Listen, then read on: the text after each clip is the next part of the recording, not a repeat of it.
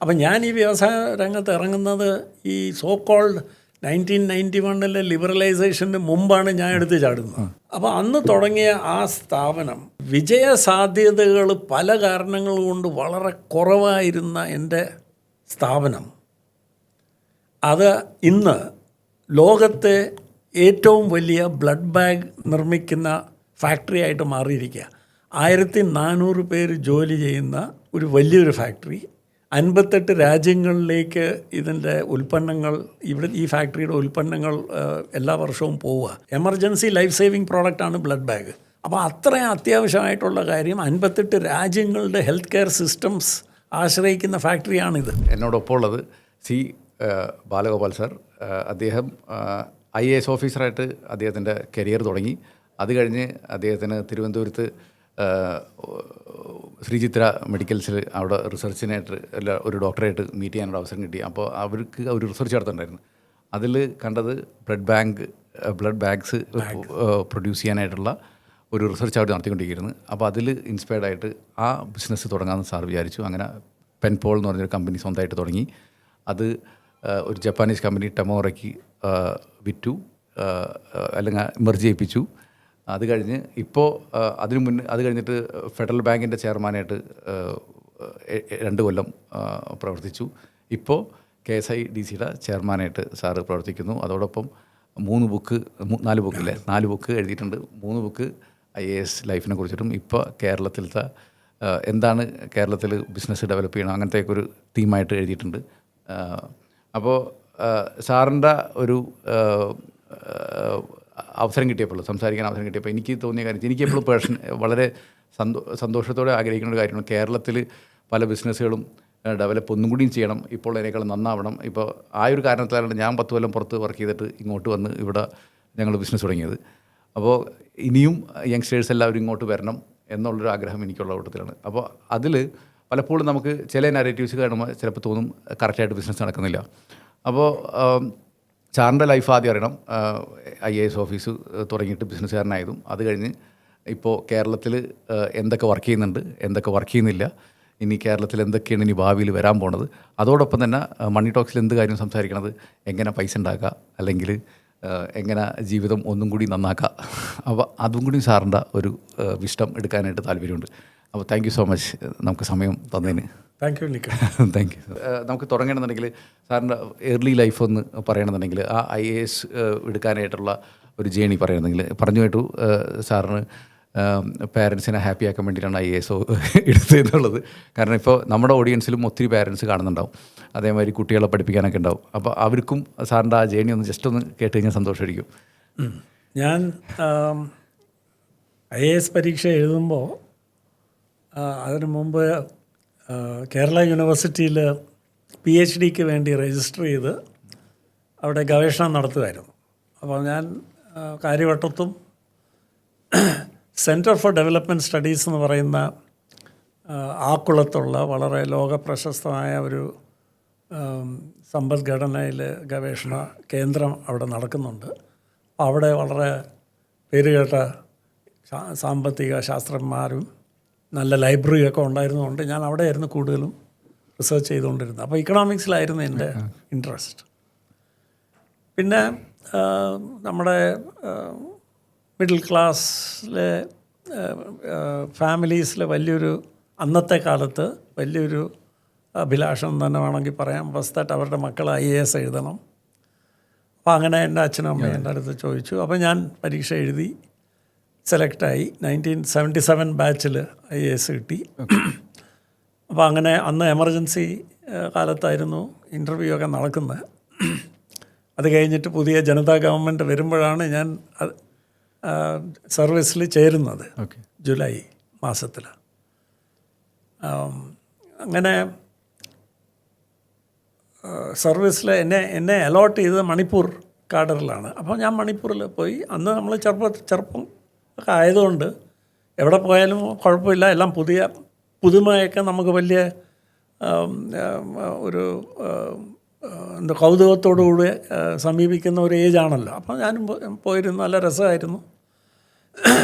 അപ്പോൾ ആ കാലഘട്ടത്തിൽ യാദൃച്ഛികമായിട്ട് ശ്രീചിത്ര തിരുനാൾ ഇൻസ്റ്റിറ്റ്യൂട്ട് സന്ദർശിക്കാൻ ഒരു അവസരം കിട്ടി. തിരുവനന്തപുരത്ത് എനിക്ക് വരേണ്ട ആവശ്യമുണ്ടായിരുന്നു. എൻ്റെ അമ്മയ്ക്കൊരു ശസ്ത്രക്രിയ നടത്തേണ്ട മെഡിക്കൽ കോളേജിൽ നടത്തേണ്ട ആവശ്യം വന്നതുകൊണ്ട് ഞാനവിടെ 2-3 ദിവസം അവിടെ ഉണ്ടായിരുന്നു. അപ്പോൾ ഒരു ആഫ്റ്റർനൂൺ ഫ്രീ ആയി കിട്ടിയപ്പം എൻ്റെ ഒരു സുഹൃത്ത് പറഞ്ഞു, ഇങ്ങനെ ചിത്രതിരുനാൾ ഇൻസ്റ്റിറ്റ്യൂട്ട് വിസിറ്റ് ചെയ്യാറുണ്ട്, തൊട്ടടുത്താണ്. അങ്ങനെ ഡോക്ടർ വല്യത്താനായിട്ട് ഞാനൊരു അപ്പോയിൻമെൻറ്റ് ഫിക്സ് ചെയ്ത് അദ്ദേഹത്തിനെ, എനിക്ക് പരിചയമില്ലായിരുന്നു, അദ്ദേഹത്തിനെ പോയി കണ്ടു. ആ മഹാനായിട്ടുള്ള ആ കൂടിക്കാഴ്ചയിൽ വലിയൊരു ഇമ്പാക്റ്റ് എൻ്റെ മനസ്സിലുണ്ടായി. അദ്ദേഹം തന്നെ എന്നെ എങ്ങനെയോ ഇഷ്ടപ്പെട്ടെന്ന് തോന്നുന്നു. അദ്ദേഹം പറഞ്ഞു, ശ്രീ ചിത്രതിരുനാൾ ഇൻസ്റ്റിറ്റ്യൂട്ടിൻ്റെ വേറെ റിസർച്ച് ക്യാമ്പസ് ഉണ്ട് തിരുവനന്തപുരത്ത് മുടവുമകൾ എന്ന് പറഞ്ഞ സ്ഥലത്ത്, അപ്പോൾ അതും കൂടെ ഒന്ന് സന്ദർശിക്കുന്നത് നന്നായിരിക്കുമെന്ന് പറഞ്ഞ് ഞാൻ അങ്ങോട്ട് പോയി. അപ്പോൾ അവിടെ ചെന്ന് പ്രൊഫസർ AV രമണി എന്ന് പറഞ്ഞ ഒരു ശാസ്ത്രജ്ഞനെ ഞാൻ മീറ്റ് ചെയ്തു. അത് ഈ 2 മീറ്റിങ്സ് എന്നെ വല്ലാതെ എന്നെ എഫക്റ്റ് ചെയ്തു. എൻ്റെ അതുവരെ വലിയ ഒരു ലക്ഷ്യബോധം എന്ന് വേണമെങ്കിൽ പറയാം, എനിക്ക് അങ്ങനെ ഒന്നും ഇല്ലായിരുന്നു ലൈഫിൽ. ഞാൻ IAS എഴുതിയത് എൻ്റെ അച്ഛനമ്മയ്ക്കും. അല്ല, ഇവ നമ്മുടെയൊക്കെ കാര്യം IAS കിട്ടിയെന്ന് പറഞ്ഞാൽ തന്നെ വലിയ ലക്ഷ്യബോധം. ലക്ഷ്യബോധമില്ലാന്ന് പറഞ്ഞാൽ അല്ല, അപ്പോൾ എനിക്ക് ഇക്കണോമിക്സിലായിരുന്നു ഇൻട്രസ്റ്റ്. അപ്പം ഞാൻ ഈ IAS പരീക്ഷ എഴുതാൻ കാരണം തന്നെ പേരൻസിൻ്റെ ആഗ്രഹം കൊണ്ട്, പിന്നെ നല്ലപോലെ പ്രിപ്പയറൊക്കെ ചെയ്ത് ഞാൻ പരീക്ഷ എഴുതി.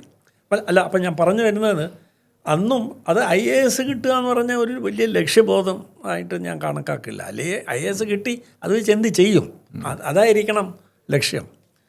അപ്പോൾ ഇറ്റ്സ് ലൈക്ക് എൻജിനീയർ ആകുക എന്ന് പറഞ്ഞാൽ ഒരു വലിയ ലക്ഷ്യമൊന്നുമല്ല, അല്ലെങ്കിൽ ഡോക്ടർ ആകുക എന്ന് പറഞ്ഞാൽ. എൻജിനീയർ ആയി കഴിഞ്ഞിട്ട് എന്ത് ചെയ്യണം, ആ എൻജിനീയറിങ് ആ അറിവ് എല്ലാം എങ്ങനെ ഉപയോഗിക്കണം, അല്ലെങ്കിൽ മെഡിസിൻ്റെ അറിവ് എങ്ങനെ ഉപയോഗിക്കണം, അവനവൻ്റെ സ്വന്തം വളർച്ചയ്ക്കും സാമ്പത്തിക ഭദ്രതയ്ക്കും മാത്രമായിട്ടാണോ അതോ സമൂഹത്തിന് വേണ്ടിയാണോ, ഇങ്ങനെ പല പല കാര്യങ്ങൾ നമുക്ക് ചൂസ് ചെയ്യാമല്ലോ. അപ്പം ഞാൻ ഇവർ 2 പേരെയും മീറ്റ് ചെയ്ത് കഴിഞ്ഞപ്പോഴത്തേക്ക് എനിക്ക് വലിയൊരു എൻ്റെ മനസ്സിൽ വലിയൊരു മാറ്റം തന്നെ ഉണ്ടായി. ആൻഡ് എനിക്ക് ഒരു വളരെ വലിയൊരു ക്ലാരിറ്റി പോലെ വന്നു. അതായത് അവർ പറഞ്ഞത് ബയോമെഡിക്കൽ മേഖല ഇന്ത്യയിൽ അപ്പോഴും ജനിച്ചിട്ടില്ല. അതിൻ്റെ ഫസ്റ്റ് റിസർച്ച് ഇൻസ്റ്റിറ്റ്യൂഷൻ ആയിരുന്നു ശ്രീ ചിത്രതിരുനാൾ ഇൻസ്റ്റിറ്റ്യൂട്ട്. അപ്പം ഈ ഇൻസ്റ്റിറ്റ്യൂട്ടിൻ്റെ ഗവേഷണം ചെയ്ത് വികസിപ്പിച്ചെടുത്ത സാങ്കേതിക വിദ്യ ഉപയോഗിച്ചുകൊണ്ട് വ്യവസായങ്ങൾ ഇവിടെ തുടങ്ങണമെന്നായിരുന്നു ഡോക്ടർ വല്യത്താൻ്റെ ആംബിഷൻ.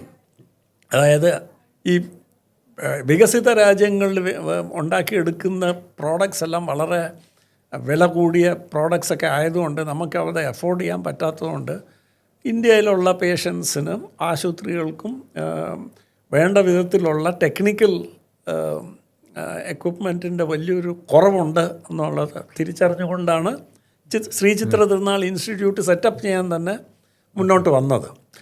അപ്പോൾ അന്ന് അദ്ദേഹം പറഞ്ഞു, അവർക്ക് ഈ വികസിപ്പിച്ചെടുത്ത് ട്രാൻസ്ഫർ ചെയ്യാൻ തയ്യാറായിട്ടുള്ള ഒരു സാങ്കേതിക വിദ്യ, ഈ രക്തം സൂക്ഷിക്കാനായിട്ടുള്ള പ്ലാസ്റ്റിക് ബ്ലഡ് ബാഗ്സ് ഇന്ത്യയിൽ ആദ്യമായിട്ട് ഉണ്ടാക്കാനായിട്ടുള്ള ഒരു പോസിബിലിറ്റി ഉണ്ട്. അതിൻ്റെ ടെക്നോളജി പാക്കേജ് റെഡിയാണ്. പണ്ട് ചില്ലിലായിരുന്നു, ഇത് കുപ്പിയിലായിരുന്നു, അതെ, ഗ്ലാസ്സിലേക്ക് മാറ്റാൻ. അല്ല, അപ്പം അത് ഇന്ത്യയിൽ മാത്രമായിരുന്നു അന്നും കുപ്പിയിൽ ഇത് കളക്ട് ചെയ്തുകൊണ്ടിരുന്നത്. വികസിത രാജ്യങ്ങളിലെല്ലാം പ്ലാസ്റ്റിക് ബാഗുകളിലേക്ക് ഷിഫ്റ്റ് ചെയ്ത് കഴിഞ്ഞു. അതിന് പല അഡ്വാൻറ്റേജസ് ഉണ്ട്, ഞാൻ അതിലേക്ക് കടക്കുന്നു. അപ്പോൾ അത് ഇങ്ങോട്ട് കോപ്പി അടിച്ചാൽ പോരെ, ഇവിടെ റിസർച്ചിൻ്റെ ആവശ്യം ഉണ്ടായിരുന്ന? അല്ല, അത് കോപ്പി എടുക്കുക എന്ന് പറഞ്ഞാൽ അത്ര എളുപ്പമുള്ള കാര്യമല്ല. അതിൻ്റെ മെറ്റീരിയൽ കോമ്പോസിഷൻ തന്നെ ആർക്കും അറിഞ്ഞുകൂടായിരുന്നു.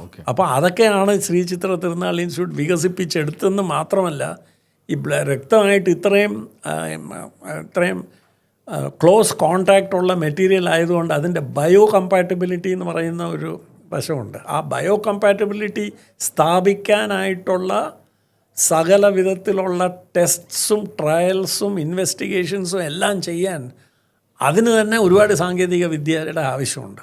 അപ്പോൾ ശ്രീ ചിത്രതിരുനാൾ ഇൻസ്റ്റിറ്റ്യൂട്ടിന് അതെല്ലാം ഉണ്ടായിരുന്നു. അങ്ങനത്തെ ആ കഴിവുകളും ആ ഡിപ്പാർട്ട്മെൻറ്റ്സ് എല്ലാം ഉണ്ടായിരുന്നതുകൊണ്ട് അവരെ കൊണ്ടത് സാധിച്ചെടുത്തു. അപ്പോൾ അപ്പോൾ എൻ്റെ ഒരു ഐഡിയ ഇതായിരുന്നു. അപ്പം ഞാൻ അന്ന് ഇവർ 2 പേരുമായിട്ടുള്ള കൂടിക്കാഴ്ച കഴിഞ്ഞിട്ട് ഞാൻ തിരിച്ച് വീട്ടിൽ ചെന്ന് അച്ഛനെ കണ്ട് ഞാൻ പറഞ്ഞു, എനിക്കിങ്ങനെ ഒരു ഐഡിയ, അന്ന് എനിക്ക് 30 വയസ്സാണ്. അപ്പം ഞാൻ പറഞ്ഞ് എനിക്ക് ഞാനത് ചോദിക്കാൻ വരുന്നു. ഏത് ടൈമിലാണ് യുറേക്ക മൂവ്മെൻറ്റ്? എനിക്ക് IAS ഇന്ന് അല്ല. അപ്പം ഞാൻ പറഞ്ഞു എനിക്ക് ഈ പ്രോജക്റ്റ് ചെയ്താൽ കൊള്ളാമെന്ന്. അപ്പോൾ കല്യാണം കഴിച്ചിട്ടുണ്ടോ? കല്യാണം കഴിച്ചിട്ടുണ്ട്. ഓക്കെ. അപ്പോൾ അച്ഛൻ ചോദിച്ചു,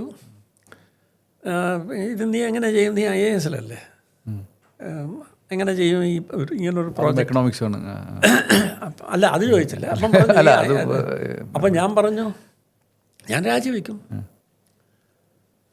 പിന്നെ ഞാൻ ചോദിച്ചു, അപ്പം അതിനോട് എന്താണ് അച്ഛൻ്റെ അഭിപ്രായം? പക്ഷേ അപ്പം അച്ഛൻ പറഞ്ഞത് എന്നെ വളരെ അത്ഭുതപ്പെടുത്തി. അതായത് സപ്പോസിങ്, ഞാനിപ്പം ഹൈപ്പോത്തറ്റിക്കലി ഞാൻ പറയുകയാണ്, സപ്പോസിങ് അന്ന് അച്ഛൻ പറഞ്ഞിരുന്നെങ്കിൽ നീ അത് ചെയ്യുന്നത് ശരിയാവില്ല, എനിക്ക് തോന്നുന്നത് നീ IAS കണ്ടിന്യൂ ചെയ്യണം, 1-2 വർഷം കഴിഞ്ഞിട്ട് ഇതൊരു ഗവൺമെൻറ് പ്രോജക്റ്റായിട്ട് വല്ലതും ഏറ്റെടുത്തുകൊണ്ട് IAS ഇരുന്നുകൊണ്ട് ചെയ്യാൻ പറ്റുവാണെങ്കിൽ ഗവൺമെൻറ്റിനെ കൊണ്ട് തന്നെ നിനക്കതിനുള്ള ലീഡർഷിപ്പൊക്കെ എടുക്കാൻ പറ്റും, അതിനുള്ള ചില സാധ്യതകളൊക്കെ കാണും. അങ്ങനെ എന്തെങ്കിലും പറഞ്ഞിരുന്നെങ്കിൽ എന്നെ സംബന്ധിച്ച് the subject would have been closed. അന്നത്തെ തലമുറയുടെ നമ്മളെ അച്ഛനമ്മമാർ പറയുന്ന പല കാര്യങ്ങൾക്കൊക്കെ എതിരായിട്ട് പ്രവർത്തിക്കുന്ന ഒരു പോസിബിലിറ്റി പോലും ഇല്ലായിരുന്നു. അത് പേടിയുണ്ടോ ഒന്നും അല്ലായിരുന്നു, അങ്ങനെ ആയിരുന്നു അന്നത്തെ സാഹചര്യങ്ങൾ. പക്ഷെ അച്ഛൻ പറഞ്ഞത് വളരെ വ്യത്യസ്തമായിട്ടുള്ള കാര്യമായിരുന്നു. അച്ഛൻ പറഞ്ഞു, ഞങ്ങളെ സന്തോഷിപ്പിക്കാനായിട്ട് നീ പരീക്ഷ എഴുതി വിജയിച്ച് IAS ചേർന്നു, ഞങ്ങൾ സന്തുഷ്ടരാണ്. ഇനി നീ എന്ത് ചെയ്താലും ഞങ്ങൾ നിന്നെ സപ്പോർട്ട് ചെയ്യും, ഞങ്ങളുടെ അനുഗ്രഹം നിനക്കുണ്ടാവും. അതുമാത്രമായിരുന്നു എനിക്ക് ആവശ്യം. ഞാൻ ഉടനെ തിരിച്ചു വന്ന് ഡോക്ടർ വലിയത്താനെ കണ്ടിട്ട് പറഞ്ഞ് എനിക്ക് ഈ പ്രോജക്റ്റിനൊന്ന് അപ്ലൈ ചെയ്യണം. അപ്പോൾ അദ്ദേഹം ഇത് തന്നെ ചോദിച്ചു. അപ്പോൾ ഞാൻ പറഞ്ഞു ഞാൻ രാജിവെക്കാം. അങ്ങനെ എനിവേ ഞാൻ IASന്ന് രാജിവെച്ച് ടെക്നോളജി ലൈസൻസ് എടുത്ത് എൻ്റെ കമ്പനി സെറ്റപ്പ് ചെയ്ത് 1987 KSIDCയുടെ ഫൈനാൻസ് വാങ്ങിച്ച് KSIDC, KFC, state bank of ട്രാവൻകൂറുടെയൊക്കെ സഹായത്തോടു കൂടി ചെറിയൊരു ഫാക്ടറി, 50 പേര് ജോലി, 50 സ്റ്റാഫ് എല്ലാം കൂടെ വെച്ചിട്ട് തുടങ്ങിയ ചെറിയൊരു പ്രസ്ഥാനമായിരുന്നു പെൻപോൾ എന്ന് പറഞ്ഞ കമ്പനി. അപ്പോൾ അതിന് അന്ന് 50 പേരെയൊക്കെ വെച്ചിട്ട് നമ്മളൊരു ബിസിനസ് സെറ്റ് ചെയ്യാനായിട്ടുള്ള ഒരു കറേജ് എങ്ങനെ വന്നു? കാരണം വെച്ചാൽ ഇറ്റ്സ് നോട്ട് ദാറ്റ് ഈസി. കാരണം വെച്ചാൽ സാറിന് യാതൊരുവിധ ബിസിനസ് ബാക്ക്ഗ്രൗണ്ടും ഇല്ല, and you are racing fund, and അപ്പോൾ അത്യാവശ്യം നല്ലൊരു ക്യാപിറ്റലും വന്നിട്ടുണ്ടാവാം. അന്ന് ഇറ്റ് വാസ് ക്വൈറ്റ് ബിഗ്. അന്നത്തെ project cost was A little more than 1 crore. അപ്പോൾ അതിന് 30 ലക്ഷം രൂപ എക്വിറ്റി വേണമായിരുന്നു. അപ്പോൾ KSIDC ജോയിൻറ്റ് സെക്ടർ പ്രോജക്റ്റായിട്ട് ഇത് ചെയ്യാമെന്ന് അവർ സമ്മതിച്ചു. അപ്പം ജോയിൻറ്റ് സെക്ടർ എന്ന് പറയുമ്പം അവരും ഞാനും 50-50 ഈക്വൽ പാർട്ട്ണർഷിപ്പായിട്ട്. പിന്നെ ഞങ്ങൾ നാഷണൽ റിസർച്ച് ഡെവലപ്മെൻറ്റ് കോർപ്പറേഷനെ കൊണ്ട് 25% ഷെയർസ് അവരെ കൊണ്ട് എടുപ്പിച്ചു. ബിക്കോസ് ഈ ടെക്നോളജി അവർക്ക് പ്രോസസ് ഗ്യാരണ്ടീസ് ഒന്നും തരാൻ പറ്റില്ലെന്ന് ചിത്ര തിരുനാൾ ഇൻസ്റ്റിറ്റ്യൂട്ടും NRDCയും പറഞ്ഞതുകൊണ്ട് ഞങ്ങൾ അവരുടെ സ്റ്റാഫുമായിട്ടൊക്കെ ഡിസ്കസ് ചെയ്ത് അവരെ കൊണ്ട് എക്വിറ്റി ഇതിൽ നിക്ഷേപിക്കാൻ അവരെ കൊണ്ട് കൺവിൻസ് ചെയ്യിപ്പിച്ചു. അപ്പോൾ അങ്ങനെ NRDCയും KSIDCയും ഞാനുമായിട്ടാണ് ഈ പ്രോജക്റ്റ് ആരംഭിക്കുന്നത്. അതിൻ്റെ ഫൈനാൻസസ് അങ്ങനെയാണ് കംപ്ലീറ്റ് ചെയ്തത്. എനിക്ക് തോന്നുന്നു ഇതിനെ പറ്റിയിട്ട് കുറേ സംസാരിക്കാനുണ്ട്. പക്ഷേ ഞാൻ മൂവിങ് ഓൺ. ഇപ്പോൾ സാറ് അതുകൂടാണ്ട് ഫെഡറൽ ബാങ്കിൻ്റെ ചെയർമാനായിട്ട് ഇരുന്നിരുന്നു.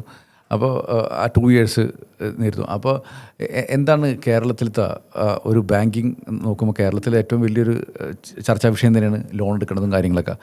അപ്പോൾ ഹൗ ഡു യു സി കേരളത്തിലത്തെ ഒരു ഫിനാൻഷ്യൽ ലൈഫ് നോക്കുകയാണെന്നുണ്ടെങ്കിൽ ആളുകളുടെ ലൈഫ്? ആക്ച്വലി ഞാൻ 8 വർഷം ഫെഡറൽ ബാങ്കിൻ്റെ ബോർഡിൽ ഇൻഡിപെൻഡൻറ്റ് ഡയറക്ടറായിരുന്നു. അതിൽ ഓൾമോസ്റ്റ് 3 years ചെയർമാനായിരുന്നു. അപ്പോൾ അന്ന് ഈ കേരളത്തിലെ ഒരു ലീഡിങ് ബാങ്ക് എന്നുള്ള നിലയ്ക്ക് ആൻഡ് ഈ റെമിറ്റൻസസിൻ്റെ കേസിൽ ഏറ്റവും കൂടുതൽ സിംഹഭാഗം കേരളത്തിലേക്ക് ഇന്ത്യയിലേക്ക് കൊണ്ടുവരുന്ന ഫെഡറൽ ബാങ്ക് ആയതുകൊണ്ട് കേരളത്തിലെ ഹൗസ് ഹോൾഡ് സേവിങ്സും അങ്ങനത്തെ ഉള്ള കാര്യങ്ങളൊക്കെ കുറേയൊക്കെ മനസ്സിലാകാനായിട്ടുള്ള നല്ലൊരു അവസരമായിരുന്നു. അപ്പോൾ അന്നെന്ന് പറഞ്ഞാൽ ഒരു ഞാൻ ചെയർമാൻ ആകുമ്പോഴല്ല, അതിനു മുമ്പ് ആദ്യത്തെ ലാസ്റ്റ് 30-40 yearsൽ വലിയ ചേഞ്ചസ് എനിക്ക് തോന്നുന്നു വന്നുകൊണ്ടിരിക്കുകയാണ്. ഇപ്പോഴും വളരെ ഗ്രാജുവലാണ്. ബിക്കോസ് ഇപ്പോഴും നോട്ട് ഓൺലി നമ്മുടെ വെസ്റ്റേൺ അളവുകോൽ കൊണ്ട് മാത്രമല്ല, പക്ഷേ even if you compare to say Bombay, Delhi, Bangalore അങ്ങനത്തെ ഉള്ള ഈ മെട്രോസുമായിട്ട് കമ്പയർ ചെയ്യുമ്പം നമ്മുടെ ഹൗസ് ഹോൾഡ് സേവിങ്സ് ഇവിടെ കേരളത്തിൽ വിനിയോഗിക്കുന്നത് വളരെ കൺസർവേറ്റീവ് രീതികളിലാണ്. ഇപ്പോഴും ഒന്നിൽ ഗോൾഡ് അല്ലെങ്കിൽ ഫിക്സ്ഡ് ആസറ്റ്, അല്ലെങ്കിൽ ഭൂമി, അല്ലെങ്കിൽ ഫിക്സ്ഡ് ഡെപ്പോസിറ്റ്. അപ്പം ഇങ്ങനത്തെ ഉള്ള ഇത് വെച്ചിട്ടാണ്. അപ്പം പലരുമായിട്ട് ഞാൻ സംസാരിക്കുമ്പം ഈ fixed assets, investment in real എസ്റ്റേറ്റിനെക്കാട്ടിലും financial assets are much more remunerative, and they give you much more liquidity എന്നുള്ള കാര്യങ്ങളൊക്കെ ആദ്യം അവർക്ക് ഉടനെ മനസ്സിലാവില്ല. അത് നമ്മൾ കുറേ സംസാരിച്ച് കുറേ ഡേറ്റയും ഒക്കെ അവരുടെ മുമ്പിലൊന്ന് നിരത്തിയാൽ മാത്രമേ അവർക്കിത് മനസ്സിലാവുകയുള്ളൂ.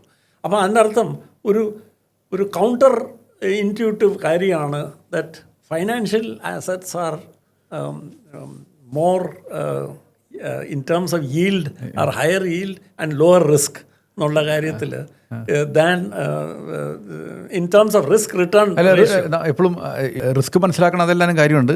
ഇപ്പോൾ ശരിക്കും ഒത്തിരി പുരോഗമനമുണ്ട് ഇപ്പോഴത്തെ ഈ ഒരു സിറ്റുവേഷൻ. ഇനിയും ഉണ്ടെന്നുള്ള കാര്യത്തിൽ നോ ഡൗട്ട്. കാരണം വെച്ചാൽ പെർസെൻറ്റേജ് ഓഫ് കൺവേർഷനും അതിലൊക്കെ നോക്കുകയാണെങ്കിൽ ഒത്തിരി ഇമ്പ്രൂവ്മെൻറ്റ് ഇവിടെ വരാനുണ്ട്. ഈവൻ പലപ്പോഴും ലോണും കാര്യങ്ങളൊക്കെ നമ്മൾ കാണാറുണ്ട്. ഇപ്പോൾ ചില ആൾക്കാർക്കൊക്കെ ഒത്തിരി ലോണിൻ്റെ ബേർഡൻ ഇവിടെ ഉണ്ട്. പിന്നെ നമ്മൾ കാർ തന്നെ നോക്കുകയാണെങ്കിൽ ഏറ്റവും കൂടുതൽ കാറുള്ളത് പെർ ക്യാപിറ്റൽ വെച്ച് നോക്കുമ്പോൾ നമുക്കാണ്. പക്ഷേ അതിൽ 90% ലോണിലാണ് പോകുന്നത്. പിന്നെ ആൾക്കാർക്ക് അത് ലോൺ അടയ്ക്കാൻ പറ്റാതെ കഷ്ടപ്പെടുന്ന കുറേ ആൾക്കാർ. പക്ഷേ അത് എല്ലായിടത്തും ഉള്ളതാണ്. അത് എനിക്ക് തോന്നുന്നു ഇത് ഇപ്പോൾ ഇവിടെ കുറച്ച് കേസസ് ഡിഫോൾട്ട് പറ്റുന്നു എന്ന് പറയുന്ന ആ കേസസ് നമുക്ക് പേഴ്സണലായിട്ട് അറിയാവുന്നതുകൊണ്ട് നമ്മൾ ഇപ്പോൾ ലോൺ ഡിഫോൾട്ട് റേറ്റ്സ് ന്യൂയോർക്കിലും ഒക്കെ വളരെ ഹൈ ആണ്. Car loan default rates, home mortgage default rates, ഇതെല്ലാം സർവ്വസാധാരണമായിട്ടുള്ള പ്രതിഭാസങ്ങളാണ്. പക്ഷേ കേരളത്തിൽ നടന്ന ഉടനെ എല്ലാവരും അറിയും, പിന്നെ പത്രത്തിലെ ഫ്രണ്ട് പേജിലും വരും. പ്രത്യേകിച്ചും കേരളത്തെ പറ്റി. ഇപ്പം തമിഴ്നാടിനെ പറ്റി ഇവിടെ ഇരുന്നുകൊണ്ട് വളരെ ആധികാരികമായിട്ട് നമ്മൾ അയൽ സംസ്ഥാനങ്ങളിലെ മേന്മയെ പറ്റിയും അവിടുത്തെ നല്ല കാര്യങ്ങളെ പറ്റിയൊക്കെ ഇവിടെ ഇരുന്നുകൊണ്ട് വാദിക്കുന്ന എത്ര പേര് ഞാൻ കണ്ടിട്ടുണ്ട്. അത് ഐ ഫൈൻഡ് ദാറ്റ് വെരി ഒരു വലിയൊരു. നമ്മൾക്കിപ്പോൾ സാറിന് നമുക്ക് ഇനി ഇപ്പോഴത്തെ റോളിനെ പറ്റി പറഞ്ഞെങ്കിൽ KSIDCയിൽ ചെയർമാനായിട്ട് വന്നിട്ടുണ്ടെന്നുണ്ടെങ്കിൽ ഇപ്പോൾ കേരളത്തിൽ എനിക്ക് ഭയങ്കര ക്യൂരിയസ് ആയിട്ട് ഇരിക്കുന്ന ഒരു കാര്യമാണ് കേരളത്തിൽ എന്തൊക്കെ നല്ല കാര്യങ്ങൾ നടക്കുന്നുണ്ട്. അപ്പോൾ ആദ്യത്തെ ഒരു സിറ്റുവേഷനിൽ നോക്കുകയാണെങ്കിൽ സാറ് ഇവൻ KSIDCക്ക് വരണേക്കാളും മുന്നേ തന്നെ സാറിന് ഇതിനെപ്പറ്റി ഒരു ധാരണ എപ്പോഴും ഞാൻ പ്രീവിയസ് ഇൻ്റർവ്യൂസിലൊക്കെ ഞാൻ കണ്ടിട്ടുണ്ട്. സാർ എപ്പോഴും ഒരു പ്രോ കേരള ആയിട്ടാണ് പറയണേക്കാറ്. പക്ഷേ ഇത്രയും ഒരു പ്രോ ആയിട്ട് ഞാൻ പല ആൾക്കാരും സംസാരിക്കുന്നത് കണ്ടിട്ടില്ല, അപ്പാർട്ട് ഫ്രം പൊളിറ്റീഷ്യൻസ്. അപ്പോൾ എന്താണ് സാറിൻ്റെ ഒരു ഇതിൽ കേരളയിലത്തെ ഇപ്പോഴത്തെ ഒരു ബിസിനസ് എൻവയോൺമെൻറ്റ് എന്നുള്ള രീതിയിൽ സാറിന് എങ്ങനെ കാണുന്നു? ഫസ്റ്റ് അപ്പോൾ നിഖിലിൻ്റെ ചോദ്യത്തിനോട് ഞാൻ ഉത്തരം പറയുന്ന ആദ്യം എൻ്റെ ഓൺ അനുഭവം വെച്ചിട്ട് പറയാം. അപ്പം ഞാൻ ഈ വ്യവസായ രംഗത്ത് ഇറങ്ങുന്നത് ഈ സോ കോൾഡ് 1991 ലിബറലൈസേഷന് മുമ്പാണ് ഞാൻ എടുത്ത് ചാടുന്നത് ഈ ഫീൽഡിലോട്ട്. അപ്പോൾ ഇതെല്ലാം മുന്നിൽ കണ്ടുകൊണ്ടൊന്നുമല്ല. ഞാൻ അന്ന് എനിക്ക് ഈ വളരെ ഇൻട്രസ്റ്റിംഗ് ആയിട്ട് തോന്നി, അങ്ങനെ എടുത്ത് ഒരു ചാട്ടമായിരുന്നു. അപ്പോൾ അന്ന് തുടങ്ങിയ ആ സ്ഥാപനം, ആ വ്യവസായ പ്രസ്ഥാനം 50 പേരുമായിട്ടും 1 കോടി രൂപയുടെ നിക്ഷേപമായി ടോട്ടൽ ഇൻവെസ്റ്റ്മെൻറ്റുമായിട്ടും തുടങ്ങി. അതും പുതിയ ഒരു ഉൽപ്പന്നം, അതിൻ്റെ ഡിമാൻഡ് എത്രയാണ്. ബിക്കോസ് ഇറക്കുമതി അന്ന് ഫ്രീ ആയിരുന്നു ഇതിന്. ഈ ഐറ്റം ലൈഫ് സേവിങ് ഡിവൈസായിട്ട് ഇത് ക്ലാസിഫൈ ചെയ്തതുകൊണ്ട് അതിൻ്റെ 0 ഇമ്പോർട്ട് ഡ്യൂട്ടിക്ക് ഫ്രീ ആയിട്ട്. അപ്പം ആലോചിച്ച് നോക്കിയാൽ ഇത് വലിയൊരു മണ്ടത്തരമായിരുന്നു ഇങ്ങനത്തെ ഒരു പ്രോഡക്റ്റ് തിരഞ്ഞെടുക്കുന്നത്. ഞാൻ തിരഞ്ഞെടുത്തതൊന്നുമല്ല, അങ്ങനെ യാദൃശ്ചികമായിട്ട് ചെയ്തതാണ്. പക്ഷേ അങ്ങനെ ഈ വിജയസാധ്യതകൾ പല കാരണങ്ങൾ കൊണ്ട് വളരെ കുറവായിരുന്ന എൻ്റെ സ്ഥാപനം അത് ഇന്ന് ലോകത്തെ ഏറ്റവും വലിയ ബ്ലഡ് ബാഗ് നിർമ്മിക്കുന്ന ഫാക്ടറി ആയിട്ട് മാറിയിരിക്കുക. 1400 പേര് ജോലി ചെയ്യുന്ന ഒരു വലിയൊരു ഫാക്ടറി. 58 രാജ്യങ്ങളിലേക്ക് ഇതിൻ്റെ ഉൽപ്പന്നങ്ങൾ, ഈ ഫാക്ടറിയുടെ ഉൽപ്പന്നങ്ങൾ എല്ലാ വർഷവും പോവുക. ഇതാണെങ്കിൽ ഒരു എമർജൻസി പ്രോഡക്റ്റാണ്, എമർജൻസി ലൈഫ് സേവിങ് പ്രോഡക്റ്റാണ് ബ്ലഡ് ബാഗ്. ബ്ലഡ് ബാഗിൻ്റെ സപ്ലൈയിൽ എന്തെങ്കിലും പ്രോബ്ലം ഉണ്ടായാൽ അവിടുത്തെ ആ ആശുപത്രിയിലെ ഓപ്പറേഷൻസ് വരെ നിലയ്ക്കും. ബിക്കോസ് ബ്ലഡ് സപ്ലൈ ഇല്ലാതെ ഓപ്പറേഷൻസ് പോസ്റ്റ് ചെയ്യാൻ പറ്റില്ല. അപ്പോൾ അത്രയും അത്യാവശ്യമായിട്ടുള്ള കാര്യം 58 രാജ്യങ്ങളുടെ ഹെൽത്ത് കെയർ സിസ്റ്റംസ് ആശ്രയിക്കുന്ന ഫാക്ടറിയാണിത്.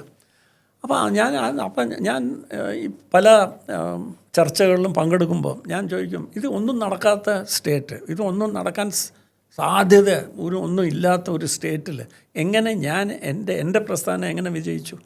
അപ്പോൾ അതിൽ പലരും പറയും അത് ഒന്നിൽ എൻ്റെ അസാമാന്യ കഴിവുമുണ്ട്, അതെനിക്കറിയാം, അങ്ങനെ അസാമാന്യ കഴിവൊന്നുമില്ല എനിക്ക്. അല്ലെങ്കിൽ അവർ പറയുന്നത് ഊപ്പർവാലയുടെ കൃപ കൊണ്ട് ഇയാൾ വലിയ ഭാഗ്യവാനാണ്, അങ്ങനെ രക്ഷപ്പെട്ടത്, അല്ലെങ്കിൽ വേറെ ആരുടെയൊക്കെ ദൈവാധീനം കൊണ്ടൊക്കെ നടന്നതാണ്. പക്ഷേ അപ്പം ഞാൻ ആദ്യം വിചാരിച്ചു ചിലപ്പം അത് ഒരു കേസാണെങ്കിൽ നമുക്കങ്ങനെ പറയാം. അപ്പം ഞാൻ അന്വേഷിക്കാൻ തുടങ്ങി വേറെ ഇങ്ങനെ സക്സസ്. എനിക്കും അറിഞ്ഞുകൂടായിരുന്നു, പലർക്കും ഒന്നും നമുക്ക് ഇത് പൊതു രംഗത്ത് ഇങ്ങനെ ഉള്ള എന്താ പറയുക വസ്തുതകൾ ഒന്നും അല്ലല്ലോ ഇത്. എത്ര സക്സസ്ഫുൾ ഫാക്ടറീസ് ഉണ്ട് കേരളത്തിൽ നിന്ന് ആരുടെ അടുത്ത് ചോദിച്ചാലും ആരും ആയാലും കുറേ ആലോചിക്കേണ്ടി വരും. ബിക്കോസ് ഇങ്ങനത്തെ ഇൻഫർമേഷൻ പബ്ലിക് സ്ഫിയറിലില്ല. അപ്പം ഞാനിത് അന്വേഷിച്ച് ഒരു 3-4 വർഷം മുമ്പ് എൻ്റെ 4ാമത്തെ ബുക്ക് ഇറക്കി. ആ ബുക്കിൻ്റെ ടൈറ്റിൽ ബിലോ ദ റഡാർ, അതിൻ്റെ sub title the untold story of the growth of modern manufacturing in Kerala. അപ്പോൾ ഇതിൻ്റെ ഞാൻ ഫോക്കസ് ചെയ്തത് മാനുഫാക്ചറിങ് രംഗം മാത്രം. അതായത് ഞാൻ IT എടുത്തില്ല, ആയുർവേദം എടുത്തില്ല, ടൂറിസം എടുത്തില്ല, റീറ്റെയിൽ മേഖല എടുത്തില്ല. ഇതെല്ലാമാണ് കേരളത്തിലെ, പിന്നെ ആശുപത്രികൾ, ഇതെല്ലാമാണ് കേരളത്തിലെ വലിയ സക്സസ്ഫുൾ ആയിട്ടുള്ള മേഖലകളെന്ന് പറഞ്ഞാൽ ഇതൊക്കെയാണ്. വലിയ വലിയ വൻ സ്ഥാപനങ്ങളൊക്കെ ഉള്ള മേഖലകളായത്. ഞാനെടുത്തത് ഏതാ? മാനുഫാക്ചറിങ്. ഇവിടെ ഒന്നും നടക്കുന്നില്ല എന്ന് എല്ലാവരും വിചാരിക്കുന്ന മാനുഫാക്ചറിങ് സെക്ടർ. ഞാൻ കഴിഞ്ഞ 30 വർഷത്തിനകം 30-35 വർഷത്തിനകം തുടങ്ങിയ ഫാക്ടറി. അതായത് 1991 ഈ അതൊരു താഴിക കല്ലായിട്ട് എടുത്തിട്ട് ഈ ലിബറലൈസേഷൻ കഴിഞ്ഞ ശേഷം എത്ര കമ്പനീസ് ഇവിടെ തുടങ്ങി, അതിന് എന്തൊക്കെ സംഭവിച്ചു എന്ന് ഞാൻ അന്വേഷിച്ചു. എനിക്ക് കിട്ടിയ ഡേറ്റ എന്നെ തന്നെ അമ്പരിപ്പിച്ചു. ഞാൻ എൻ്റെ ബുക്കിൽ 50 കമ്പനീസിനെ ഞാൻ ലിസ്റ്റ് ചെയ്തിട്ടുണ്ട്. ഈ 50 കമ്പനീസും ഇന്ത്യയിലും ചിലർ അന്തർദേശീയ കമ്പോളത്തിൽ തന്നെ വിജയം നേടിയ കമ്പനീസാണ് ഇവരെല്ലാം. ഇത് പല വ്യത്യസ്തമായിട്ടുള്ള ഫീൽഡ്സിലാണ്. ഹൈ വാല്യൂ ആഡഡ് സ്പൈസസ് നിർമ്മിക്കുന്ന Synthite, plant lipids, AK flavours, പിന്നെ കാൻകോർ മാൻ എന്നൊക്കെ പറഞ്ഞ സ്ഥാപനങ്ങൾ. ഇതിൽ സിന്തൈറ്റ് ആണെങ്കിൽ 4000 കോടി രൂപ വിറ്റുവരവും 3000 ജീവനക്കാരുള്ള, പിന്നെ ചൈനയിലും അവിടെ ഇവിടെയൊക്കെ ഫാക്ടറീസൊക്കെ സ്ഥാപിച്ചിട്ടുള്ള വലിയൊരു പ്രസ്ഥാനമായിട്ട് മാറിയിരിക്കുക. ഇത് ഫുഡ് പ്രോസസ്സിങ് സെക്ടറിൽ. സ്റ്റീൽ കാസ്റ്റിംഗ്, ആരെങ്കിലും വിചാരിക്കുമോ സ്റ്റീൽ കാസ്റ്റിങ്ങിൽ കേരളത്തിൽ എന്തെങ്കിലും സാന്നിധ്യം ഉണ്ടെന്ന്? PK സ്റ്റീൽസ് എന്ന് പറഞ്ഞ കമ്പനി കേരളത്തിൽ ഫിറോക്ക് കോഴിക്കോട്ടിനടുത്ത് സ്ഥിതി ചെയ്യുന്ന PK സ്റ്റീൽസാണ് പലരുടെയും നിഗമനത്തിൽ ഇന്ത്യയിലെ most efficient and most profitable steel casting company PK സ്റ്റീൽസാണ്. 1000 കോടി വിറ്റുവരവോ 1500 കോടി വിറ്റുവരവും 1500 ജീവനക്കാർ വർക്ക് ചെയ്യുന്നതും 95% പ്രോഡക്ട്സ് എക്സ്പോർട്ട് ചെയ്യുന്ന വലിയൊരു പ്രസ്ഥാനം. പിന്നെ ഇലക്ട്രോണിക്സ് ഹാർഡ്വെയർ എക്സ്പോർട്സ്. നമ്മൾ ഇലക്ട്രോണിക്സ് ഹാർഡ്വെയർ എക്സ്പോർട്സ് എന്ന് ആലോചിക്കുമ്പം നമ്മൾ ആദ്യം കാണുന്നത് ഈ ഫോണിൻ്റെ അസംബ്ലി, അതായത് ചൈനയിൽ നിന്നുള്ള കോമ്പണൻസ് എല്ലാം മേടിച്ച് തമിഴ്നാട്ടിൽ വലിയ ഫാക്ടറീസിൽ കുറേ ആയിരക്കണക്കിന് പെൺകുട്ടികളിരുന്ന് ഒരു പെട്ടിയിൽ നിന്ന് വേറൊരു പെട്ടിയിലോട്ട് മാറ്റി മെയ്ഡ് ഇൻ ഇന്ത്യ എന്ന് ലേബിൾ ഇട്ടിട്ട് അയക്കുന്ന അതല്ല ഞാൻ പറയുന്നത്. ഇലക്ട്രോണിക്സ് ഹാർഡ്വെയറിൻ്റെ മാനുഫാക്ചറിങ് കാണണമെങ്കിൽ കാക്കനാട് പോയി SFO ടെക്നോളജീസിൻ്റെ ഫാക്ടറി സന്ദർശിക്കണം. SFOയുടെ ആ ഫാക്ടറിയും വേറെ ഒരു 4-5 ഫാക്ടറീസിൻ്റെയും കൂടെ ടോട്ടൽ ടേൺ ഓവർ ഹാർഡ്വെയറും ആൻഡ് അസോസിയേറ്റഡ്5500 കോടി രൂപ ആണ് അവരുടെ വിറ്റുവരവ്. 8,000 പേര് ജോലി ചെയ്യുന്ന വലിയൊരു പ്രസ്ഥാനമായിട്ട് കേരളത്തിൽ എൻ്റെ പ്രസ്ഥാനത്തിൻ്റെ കൂട്ടി ചെറിയ തോതിൽ തുടങ്ങി വെച്ച ഒരു പ്രസ്ഥാനം ഇന്നും വലിയ ജയൻ്റായിട്ട് മാറിയിരിക്കുക. ലോകത്തെ തന്നെ വലിയ GE, ഫിലിപ്സ് ഓഫ് ഹോളണ്ട് അങ്ങനത്തെ ഭീമന്മാർക്ക് വേണ്ടി കംപ്ലീറ്റ് സബ് കോൺട്രാക്ട് മാനുഫാക്ചർ ചെയ്ത് കൊടുക്കുകയാണ്. High value added products like medical imaging equipment, ultrasound scanning equipment ഒക്കെ ഉണ്ടാക്കുന്നതെല്ലാം കാക്കനാട്ടാണ്. അപ്പം ഇങ്ങനെ പിന്നെ ഉദാഹരണങ്ങൾ എനിക്ക് കുറേ നിരത്താം. അപ്പം എന്നെ ഇതെല്ലാം അമ്പരിപ്പിച്ചു. അപ്പോൾ ഇതെല്ലാം കൂടെ സമാഹരിച്ചുകൊണ്ട് ഞാൻ ഒരു ബുക്ക് അതിലിറക്കി. ഇതിനെപ്പറ്റി പലയിടത്തും സംസാരിക്കുമ്പോൾ തന്നെ ഞാൻ ആദ്യം ചോദിക്കും ഓഡിയൻസിൻ്റെ അടുത്ത്, വളരെ വിവരമുള്ള ഓഡിയൻസസാണ്. ഞാൻ അവരുടെ അടുത്ത് ചോദിക്കും, ഏഷ്യയിലെ നമ്പർ 1 ഡെൻ്റൽ പ്രോസ്തെറ്റിക്സ് കമ്പനി ഏതാണ് എന്ന് ചോദിക്കുമ്പോൾ ആർക്കും ആൻസർ അറിയില്ല. അപ്പം ഞാൻ പറയും, അല്ല, മൂവാറ്റുപുഴയിലുള്ള ഡെൻറ്റ് കെയർ, കുര്യാക്കോസ് തുടങ്ങിയ dent care is the biggest. അത് ഡെൻറ്റിസ്റ്റ് ഇന്ത്യയിൽ മാത്രമല്ല, സൗത്ത് ഈസ്റ്റ് ഏഷ്യയിൽ, സിംഗപ്പൂരിൽ വരെയുള്ള രാജ്യങ്ങളിലൊക്കെ എന്തെങ്കിലും ക്രൗണിൻ്റെ ഒരു ഇംപ്രഷൻ എടുത്താൽ അയച്ചു കൊടുക്കുന്ന മൂവാറ്റുപുഴയിൽ 4,000 പേര് ജോലി ചെയ്യുന്ന ഇദ്ദേഹത്തിന് 3-4 ഫാക്ടറീസായി. അതുപോലെ ഞാൻ ചോദിക്കും, ഇന്ത്യയിലെ in terms of market share വലിയ ലീഡറായ in vitro diagnostic test kit manufacturer, അതായത് നമ്മൾ ഒരു ക്ലിനിക്കൽ ലാബിൽ ചെന്ന് നമ്മുടെ ലിപ്പിഡ് പ്രൊഫൈലിനോ ബ്ലഡോ നിങ്ങൾ സാമ്പിളായിട്ട് കൊടുത്താൽ അതിൻ്റെ ടെസ്റ്റ് ചെയ്തെടുക്കുന്ന ആ എക്വിപ്മെൻ്റ് ഉണ്ടല്ലോ, വളരെ സൂക്ഷ്മതയോടുകൂടി ചെയ്യേണ്ട കാര്യങ്ങളാണ്. അതെവിടെ ഉണ്ടാക്കുന്നത്? അഗാപ്പെ ഡയഗ്നോസ്റ്റിക്സ് എന്ന് പറഞ്ഞ് പട്ടിമറ്റം എന്ന് പറഞ്ഞ സ്ഥലത്ത്, കോലഞ്ചേരിക്കടുത്ത് തോമസ് ജോൺ തുടങ്ങി വെച്ച അഗാപ്പെ ഡയഗ്നോസ്റ്റിക്, അവരിപ്പോൾ അവരുടെ 4ാമത്തെ ഫാക്ടറി കിൻഫ്ര ഇൻഡസ്ട്രിയൽ പാർക്കിൽ പൂർത്തിയാക്കി. അപ്പോൾ അവർക്ക് 4 ഫാക്ടറിയായി ആ ഏരിയയിൽ തന്നെ. എല്ലാം കൂടെ ഒരു 850-900 പേര് ജോലി ചെയ്യുന്ന അവരുടെ പ്രോഡക്ട്സ് എക്സ്പോർട്ടും ചെയ്യാൻ തുടങ്ങിയിട്ടുണ്ട്. അപ്പം ഇതുപോലെ പല ഫാക്ടറീസൊക്കെ വരും. അപ്പോൾ ഞാൻ കാണുന്നത് ഇവരെ എല്ലാത്തിൻ്റെ ഒരു കോമൺ ഫാക്ടർ കാണുന്നത്, ഇവരൊക്കെ എന്തുകൊണ്ട് വിജയിക്കുന്നു. കേരളത്തിലൊന്നും നടക്കില്ല എന്ന് പറയുന്ന ഒരു സ്ഥലത്ത് ഈ ഫാക്ടറീസൊക്കെ എന്തുകൊണ്ട് വിജയിക്കുന്നു എന്ന് നോക്കുമ്പോൾ ഇവരുടെ എല്ലാവരുടെയും പ്രോഡക്ട്സ് വളരെ സാങ്കേതിക വിദ്യയുടെ ആവശ്യമുള്ള ഹൈ ടെക്നോളജി മാത്രമല്ല, ഹൈ ടെക്നോളജി ഉപയോഗിച്ച് ഹൈ വാല്യൂ ആഡിങ് പ്രോഡക്ട്സ് ഉൽപ്പാദിപ്പിക്കുന്നതായതുകൊണ്ട് നല്ല വേജസും കൊടുക്കാൻ പറ്റും. ഇവിടെ എല്ലാം വളരെ ഹൈ പേയിങ് ജോബ്സാണ്, അവരുടെ വർക്കേഴ്സ് തൊട്ട് അവരുടെ മാനേജേഴ്സ് വരെ, ഈ കമ്പനീസ് എല്ലാം തന്നെ. അപ്പം ഇത് വസ്തുതകൾ പരിശോധിച്ചാൽ കേരളത്തിൻ്റെ ആ ഒരു നാരറ്റീവ് ഉണ്ടല്ലോ, ഇവിടെ ഒന്നും നടക്കുന്നില്ല, ഇവിടെ വ്യവസായം ഇല്ല, ഇവിടെ എല്ലാവരും ഇവിടുന്ന് എല്ലാം ഓടിപ്പോവാണ്, തമിഴ്നാട്ടിലേക്കോ വേറെ എവിടെങ്ങളിലേക്കോ ഓടിപ്പോവാണ്. അത് ശരിയല്ലെന്ന് തോന്നുന്നു.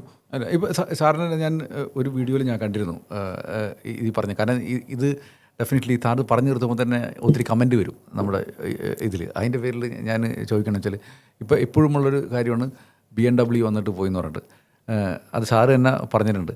അതൊന്ന് പറയേണ്ട ഒരു ആവശ്യമുണ്ട്. അല്ലെങ്കിൽ ഇപ്പോൾ കിറ്റെക്സ് ഇപ്പോൾ ആന്ധ്രയിലേക്ക് പോയി എന്ന് പറഞ്ഞിട്ട് അതേ ന്യൂസ്. പക്ഷേ ഇപ്പം അത് സാറൊന്ന് അപ്പം ഈ 2 സംഭവങ്ങൾ ഞാൻ പറയാം. എൻ്റെ സാറിന് കുറച്ചുകൂടി അല്ല, ഞാൻ പറയുന്ന വസ്തുതകൾ നമ്മൾ മാനിക്കണം. അപ്പം BMW കേസിൽ എന്താ നടന്നത്? BMWയുടെ ടീം തിരുവനന്തപുരത്ത് വിമാനം ഇറങ്ങി. അന്ന് ഒരു ഹർത്താൽ അവിടെ ഉണ്ടായിരുന്നു. BMW ടീം മടങ്ങി. അപ്പോൾ എല്ലാവരും ചിരിക്കും. അപ്പോൾ അതിൽ നിന്ന് മനസ്സിലാവും, നമുക്കിപ്പം മനസ്സിലായി, കേരളമല്ലേ മണ്ടന്മാർ ഇവരെ ഈ BMW ടീം വന്ന് ഇറങ്ങിയപ്പോൾ ഉടനെ അവിടെ അന്നൊരു ഹർത്താലും എല്ലാവരും പോയി. പക്ഷേ ആക്ച്വലി എന്തുവാ സംഭവിച്ചതെന്ന്, BMW ടീം വന്ന് ഇറങ്ങി, അത് ശരിയാ. അന്ന് ഹർത്താൽ ഉണ്ടായിരുന്നു, അത് ശരിയാ. അവരുടെ മീറ്റിങ്സ് എല്ലാം തിരുവനന്തപുരത്ത് വെച്ച് അതെല്ലാം നടന്നു. അവർ കേരള സർക്കാരിനോട് ആവശ്യപ്പെട്ടത്, ഞങ്ങൾക്കൊരു 2 വണ്ടി തരണം, ഏർപ്പാട് ചെയ്യണം. ഞങ്ങൾക്ക് ഇവിടെ we want to go by road to Cochin, because ഞങ്ങൾക്ക് നിങ്ങളുടെ സംസ്ഥാനം ഒന്ന് കാണണം. ഞങ്ങളുടെ ഫുൾ ടീം വന്നിട്ടുണ്ടല്ലോ. അപ്പം 7-8 പേര്. അപ്പം ഞങ്ങൾ ബൈ റോഡ് കൊച്ചി പോയി. കൊച്ചിയിൽ നിന്നുള്ള നൈറ്റ് ഫ്ലൈറ്റാണ് ഞങ്ങൾ ബുക്ക് ചെയ്തിരിക്കുന്നത് ബാക്ക് ഹോം. അപ്പം അന്നത്തെ ഇൻഡസ്ട്രി സെക്രട്ടറി ആയിരുന്ന PH കുര്യനാണ് ഈ സ്റ്റോറി എൻ്റെ അടുത്ത് പറഞ്ഞത്. അപ്പം ഇവർ ബൈ റോഡ് കൊച്ചി പോയി. അപ്പോൾ കൊച്ചി ചെന്നപ്പോൾ കൊച്ചി ചേംബർ ഓഫ് കോമേഴ്സിലെ ജോസ് ഡൊമിനിക് അവർക്കൊരു സൽക്കാരം അറേഞ്ച് ചെയ്തു. ജസ്റ്റ് ഒരു അവിടുത്തെ ചേംബർ ഓഫ് കൊമേഴ്സിൻ്റെ ഗസ്റ്റായിട്ട്. അപ്പോൾ അന്ന് ബ്രണ്ടൻ ബോട്ടിയാർഡ് എന്ന് പറയുന്ന ആ റെസ്റ്റോറൻറ്റിൽ വെച്ചായിരുന്നു, ഫോർട്ട് കൊച്ചിയിൽ. അപ്പോൾ അവർ ആ ഡിന്നർ സമയത്ത് സംസാരിച്ചപ്പം ആരോ ഈ ഡെലിഗേഷൻ ലീഡറിൻ്റെ അടുത്ത് ചോദിച്ചു, നിങ്ങൾ വന്ന് ലാൻഡ് ചെയ്തപ്പം ഹർത്താലൊക്കെ ഉണ്ടായിരുന്നു, നിങ്ങൾ പരിഭ്രമം എന്തെങ്കിലും തോന്നി കാണും. അപ്പോൾ നമ്മളിവിടെ ഇരുന്നുകൊണ്ട് വി ഡോണ്ട് അണ്ടർസ്റ്റാൻഡ് ലൈഫ്. നമ്മൾ വിചാരിക്കുന്നത് ഇവിടുത്തെ ചെറിയ ചെറിയ കാര്യങ്ങളൊക്കെ എന്തോ വലിയ മഹാസംഭവങ്ങളാണെന്നാണ് നമ്മൾ വിചാരിക്കുന്നത്. അവർ ചിരിച്ചിട്ട് പറഞ്ഞു, ഞങ്ങൾ BMW ആണ്. 100 രാജ്യങ്ങളിൽ ഫാക്ടറീസും ഇക്കണോമിക് ആക്ടിവിറ്റി ഉള്ള ലോക കമ്പോളത്തിലെ ആഗോളതലത്തിലൊരു ഭീമൻ. ഞങ്ങൾക്ക് പരിഭ്രമവും ഞങ്ങളെ വിരട്ടാനായിട്ട് ഇതുപോലത്തെ ഉള്ള ചെറിയ കാര്യങ്ങൾ കൊണ്ടൊന്നും ഞങ്ങൾ ഇതിനപ്പുറം കണ്ടിട്ടുണ്ട്. ഞങ്ങൾ ബിസിനസ് ചെയ്യുന്ന രാജ്യങ്ങളിൽ നിങ്ങൾക്ക് ആലോചിക്കാൻ പോലും പറ്റാത്ത ഡിഫിക്കൽട്ടീസ് ഒക്കെ ഉള്ള രാജ്യങ്ങളിലാണ് ഞങ്ങൾ കച്ചവടക്കാരാണ്, ഞങ്ങൾക്കറിയാം എങ്ങനെയാണ് ബിസിനസ് ചെയ്യേണ്ടത്. അവർ പറയുന്നത് ഞങ്ങൾ ബിസിനസ് ചെയ്യുന്ന ചില രാജ്യങ്ങളിൽ ഞങ്ങളുടെ ഫാക്ടറീസിൽ നിന്ന് 50 ട്രക്ക് ലോഡ് ഞങ്ങൾ പോർട്ടിലേക്ക് ചരക്ക് പോർട്ടിലേക്ക് വിട്ടാൽ 45 എണ്ണം പോർട്ടിലെത്തിയാൽ ഞങ്ങൾ സന്തുഷ്ടരാണ്. ഇവിടെ കേരളത്തിൽ 50 ട്രക്ക് വിട്ടാൽ 50ഉം അവിടെ എത്തുമെന്നുള്ള കാര്യത്തിൽ യാതൊരു സംശയമില്ല ഞങ്ങൾക്ക്. അപ്പം ഇത് എന്തോ വല്ലാതെ എന്തോ ഒരു വൈൽഡ് സ്റ്റേറ്റ് ഒന്നും അല്ലല്ലോ ഇത്. പറഞ്ഞല്ല, നിങ്ങളുടെ പ്രോബ്ലം ഹിയർ ഇസ് ഞങ്ങളുടെ ഒരു ഫാക്ടറി ഇവിടെ സ്ഥാപിക്കണമെങ്കിൽ ഞങ്ങൾക്ക് ഒരു 1000 ഏക്കർ വേണം. അതും എവിടെ, മലയുടെ മുകളിലോ ഒന്നുമല്ല, അല്ലെങ്കിൽ ഏതോ ഒരു ദൂരെ ഒരു കുഗ്രാമത്ത്, പോർട്ടിൻ്റെ തൊട്ടടുത്ത്. അപ്പം കൊച്ചി തുറമുഖത്തിന് അടുത്ത് 1000 ഏക്കർ പോട്ടെ, 1 ഏക്കർ നിങ്ങൾക്ക് എടുത്തു തരാൻ പറ്റുമോ? അപ്പം നിങ്ങൾക്ക് ലാൻഡില്ല. അപ്പം ചില സ്ഥലങ്ങളിൽ ഈ മാതിരിയുള്ള വലിയ ഫാക്ടറീസിനൊന്നും പറ്റിയ സാഹചര്യങ്ങൾ അതിനുള്ള അനുകൂലമല്ല, അത്രയേ ഉള്ളൂ. പക്ഷേ അവർ തന്നെ വേറൊരു ഒബ്സർവേഷൻ കൂടി പറഞ്ഞു. അവർ പറഞ്ഞു, ഞങ്ങൾ 200 കിലോമീറ്റർ തിരുവനന്തപുരത്ത് നിന്ന് ആലപ്പുഴ വഴി കൊച്ചിയിലെത്തി. ആ ഫുൾ വേ ഞങ്ങൾ ഒരു ബെഗറിനെ കണ്ടില്ല, ഒരാൾ പോലും ചെരുപ്പ് ധരിക്കാതെ റോഡിൽ നടക്കുന്നത് ഞങ്ങൾ കണ്ടില്ല. ഇങ്ങനെ ഒരു സ്റ്റാർവിങ് ആയിട്ടുള്ള അങ്ങനെ ആരെങ്കിലും ഉടുപ്പൊന്നും വസ്ത്രമൊന്നും ഇല്ലാതെ. ഇതൊക്കെ ഇന്ത്യയിൽ സർവ്വസാധാരണമായിട്ടുള്ള കാഴ്ചകളാണ് ബാക്കിയുള്ള പട്ടണങ്ങളിലെല്ലാം. ഇവിടെ ഞങ്ങൾ ഒരാളിനെ ഇങ്ങനെ കണ്ടില്ല. അപ്പം പിന്നെ ചെറിയ മുക്കിലും മൂലയിൽ ഞങ്ങൾ എവിടെങ്കിലും നിർത്തി ഒരു സോഡ കുടിക്കാനായിട്ട് എന്തെങ്കിലും നിർത്തിയപ്പം ആ ചെറിയ കടകൾ പോലും നല്ല വെൽ സ്റ്റോക്ക്ഡ്. അതിൻ്റെ അർത്ഥം ആൾക്കാർ വാങ്ങുന്നുണ്ട്, ഒരു കൺസ്യൂമിങ് പബ്ലിക്കുണ്ട്. ഇതൊക്കെ ഞങ്ങൾ കണ്ടറിയുന്ന കാര്യങ്ങളാണ്. അപ്പോൾ ദിസ് ഈസ് ഒരു ആഫ്ലുവൻറ്റ് പ്ലേസ്, ഒരു ആഫ്ലുവൻറ്റ് സ്റ്റേറ്റ്. അപ്പോൾ ഇങ്ങനത്തെ ഉള്ള സ്ഥലങ്ങളിൽ ഏത് ബിസിനസ് തുടങ്ങാനും ഒരു ബിസിനസ്സുകാരന് തോന്നും. പക്ഷേ ഞങ്ങളുടെ ബിസിനസ് ഇത് പറ്റത്തില്ല, ബിക്കോസ് ഞങ്ങൾക്ക് 1000 ഏക്കർ വേണം. ഓക്കെ, നമുക്കെന്നും പറഞ്ഞൊരു ഫീഡ്ബാക്കാണ്, NRI പൈസ നന്നായിട്ട് ഇവിടെ വന്നുകൊണ്ടിരിക്കുന്നുണ്ട്, ഇവിടെ ഒന്നും നടക്കുന്നില്ല. അപ്പോൾ വി ഹാവ് മണി ഇതിൻ്റെ പേരിൽ. അപ്പോൾ ആ ഒരു സ്റ്റേറ്റ്മെൻറ്റ് എങ്ങനെ സാറ് നോക്കിക്കാണുക? കാരണം ഇപ്പോൾ സാറ് പറഞ്ഞതിന് കാരണം ഒത്തിരി ബിസിനസ് സാറ് പ്രാക്ടിക്കലി പറഞ്ഞു. പക്ഷേ എന്നിരുന്നാലും ഇവിടെ കൂടുതലും നമുക്ക് പൈസ ഉള്ളത് NRI മണിയുടെ പേരിലാണ്. കുറേ സ്ഥാപനങ്ങൾ പൂട്ടിപ്പോകുന്ന ഒരു സിറ്റുവേഷനൊക്കെ ഉണ്ടെന്ന് പറയുന്നുണ്ട്. അപ്പോൾ ഇത് NRI മണിക്കപ്പുറം ഇവിടെ ഒരു ബിസിനസ് എൻവയോൺമെൻ്റ് ആണെന്നും അതല്ലെങ്കിൽ ഒരു വർക്ക് ഫോഴ്സിന് ഇവിടെ ഒരു സാധ്യത ഉണ്ടെന്നും ആർക്ക് ഇൻകം ഉണ്ടാക്കാൻ പറ്റുന്നതിനെ കുറിച്ചുള്ള സാറിൻ്റെ ഒരു വ്യൂ എന്താണ്? അപ്പോൾ അതിനു മുമ്പ് എനിക്ക് ഒരു കാര്യം എന്ന് പറയട്ടെ. ഈ വ്യവസായങ്ങൾ അടച്ചുപൂട്ടുന്നു എന്ന് പറയുന്നല്ലോ, അത് ശരിയാ, വ്യവസായങ്ങൾ അടച്ചുപൂട്ടുന്നു. ഒരു കേരള പിറവിക്ക് ശേഷം അടുത്ത ഒരു 30-40 വർഷം കേരളത്തിലൊരു വ്യവസായ മേഖല ഉണ്ടായിരുന്നു അന്നും. അത് ഏതായിരുന്നു? ഈ അഗ്രികൾച്ചറൽ ഉൽപ്പന്നങ്ങൾ സംസ്കരിക്കുന്ന ഇൻഡസ്ട്രിയൽ മേഖല ഉണ്ടായിരുന്നു. അതായത് കാഷ്യൂ, അപ്പം കാഷ്യൂ പ്രോസസ്സിങ്, കയർ പ്രോസസ്സിങ്, പിന്നെ sea food, basic sea food, അത് ഫ്രീസിങ് ആൻഡ് കയറ്റി അയക്കുക. പിന്നെ ഈ പെപ്പർ പോലത്തെ ഉള്ള സ്പൈസസ് എല്ലാം കളക്ട് ചെയ്ത് ചാക്കിലാക്കി വേറെ രാജ്യങ്ങളിലേക്ക് കയറ്റി അയക്കാം. സ്പൈസസ് നമ്മുടെ ഏറ്റവും ഓൾഡസ്റ്റ് എക്സ്പോർട്ട് അതായിരുന്നു. അപ്പോൾ ഇങ്ങനൊരു വ്യവസായ മേഖല ഉണ്ടായിരുന്നു. അത് വളരെ ലോ വാല്യൂ ആഡിങ് വ്യവസായ മേഖലയായിരുന്നു. ലോ വേജസിനെ ആശ്രയിക്കുന്ന വ്യവസായ മേഖലയായിരുന്നു. അപ്പോൾ കേരളത്തിൽ ഈ ഗൾഫ് മൈഗ്രേഷൻ കഴിഞ്ഞിട്ട് അവിടെ നിന്നുള്ള റെമിറ്റൻസസ് തിരിച്ചു വന്ന് ഇവിടെ ഒരു കൺസ്ട്രക്ഷൻ സെക്ടറും എല്ലാം ബൂമിങ് ആയപ്പോഴത്തേക്ക് വേജസ് ഇവിടെ കൂടാൻ തുടങ്ങി. Because demand for labour increase, because construction സെക്ടറിൻ്റെ ഇമ്പ്രൂവ്മെൻറ്റ് കാരണം, ആൻഡ് ഹോസ്പിറ്റൽ സെക്ടർ എൽസ്. അത് കാരണം വേജസ് കൂടിയപ്പം അതിൻ്റെ ഇഫക്റ്റ് ഈ കാഷ്യൂ സെക്ടറും കോയർ സെക്ടറിനെയും സ്പൈസസ് സെക്ടറിനെ എല്ലാത്തിനെയും ബാധിച്ചു. ബിക്കോസ് വേജസ് അവിടെയും കൂടി. അപ്പം ആ ഹൈ വേജസ് താങ്ങാനുള്ള ശേഷി ഈ വ്യവസായങ്ങൾക്കില്ലായിരുന്നു. So what did they do? They all migrated. ഇവിടുന്ന് തമിഴ്നാട്ടിലേക്ക് മൈഗ്രേറ്റ് ചെയ്തു, അല്ലെങ്കിൽ ഇവിടുന്ന് ആന്ധ്രയിലേക്ക് മൈഗ്രേറ്റ് ചെയ്തു. സീ ഫുഡ് ഇൻഡസ്ട്രിയൊക്കെ കുറേയൊക്കെ ആന്ധ്രയിലേക്ക് പോയി. കയർ ഇൻഡസ്ട്രി തമിഴ്നാട്ടിലേക്ക് പോയി. അപ്പം ഇതൊരു ആഗോള പ്രതിഭാസമാണ്. ഇത് കേരളത്തിൽ മാത്രം നടക്കുന്ന കാര്യമല്ല.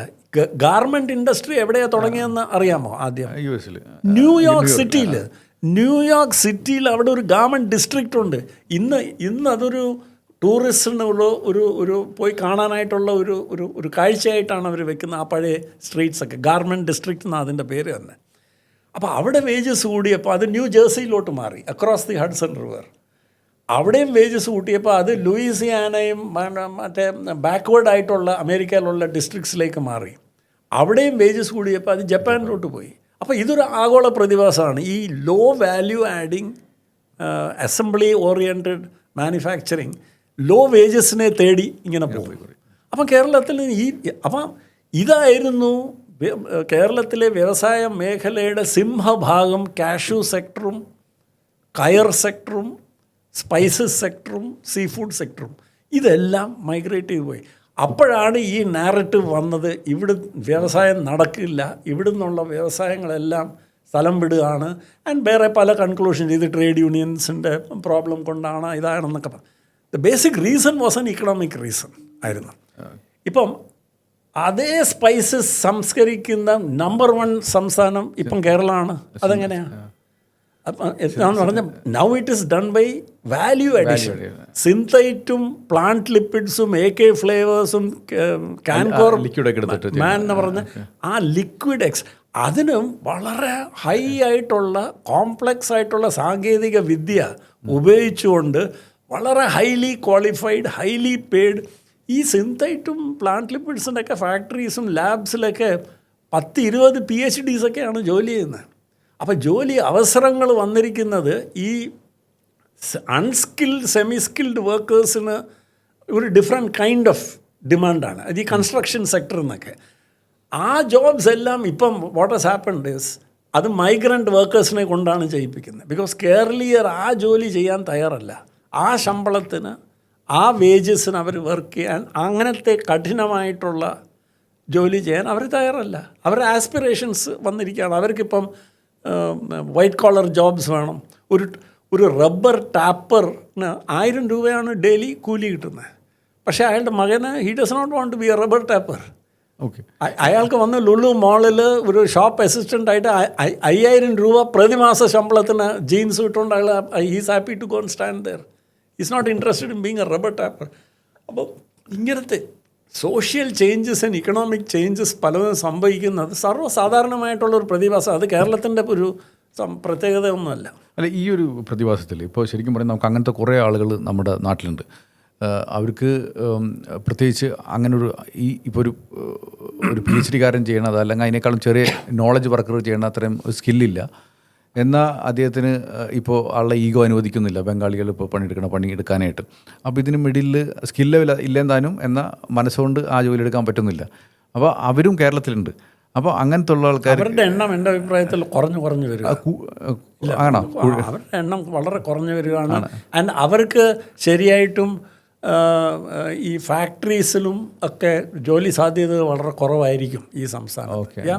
ഞാൻ വളരെ നമ്മൾ തുറന്ന് പറയേണ്ടി വരും. അപ്ഗ്രേഡ് ചെയ്തേ പറ്റൂ. ഇപ്പം ഇത് ലോ സ്കില്ലുള്ള ഒരാൾ ഒരു ഹയർ ഡെവലപ്പ് ചെയ്ത് വരുന്ന ഒരു സൊസൈറ്റിയിൽ, ഒരു ഇക്കോണമിയിൽ ആസ്പിറേഷൻ ലെവൽസൊക്കെ കൂടി വരുന്ന ഒരു 95% സാക്ഷരതയൊക്കെ ഉള്ള ഓൾമോസ്റ്റ് 100% പേരും സ്കൂൾ പഠനം പൂർത്തിയാക്കുന്ന 55% കോളേജിൽ ഗ്രോസ് എൻറോൾമെൻറ്റ് റേറ്റുള്ള ഒരു സംസ്ഥാനത്ത് എനിക്ക് ഒരു അൺസ്കിൽഡ് ജോലി വേണമെന്ന് പറഞ്ഞാൽ കിട്ടത്തില്ല.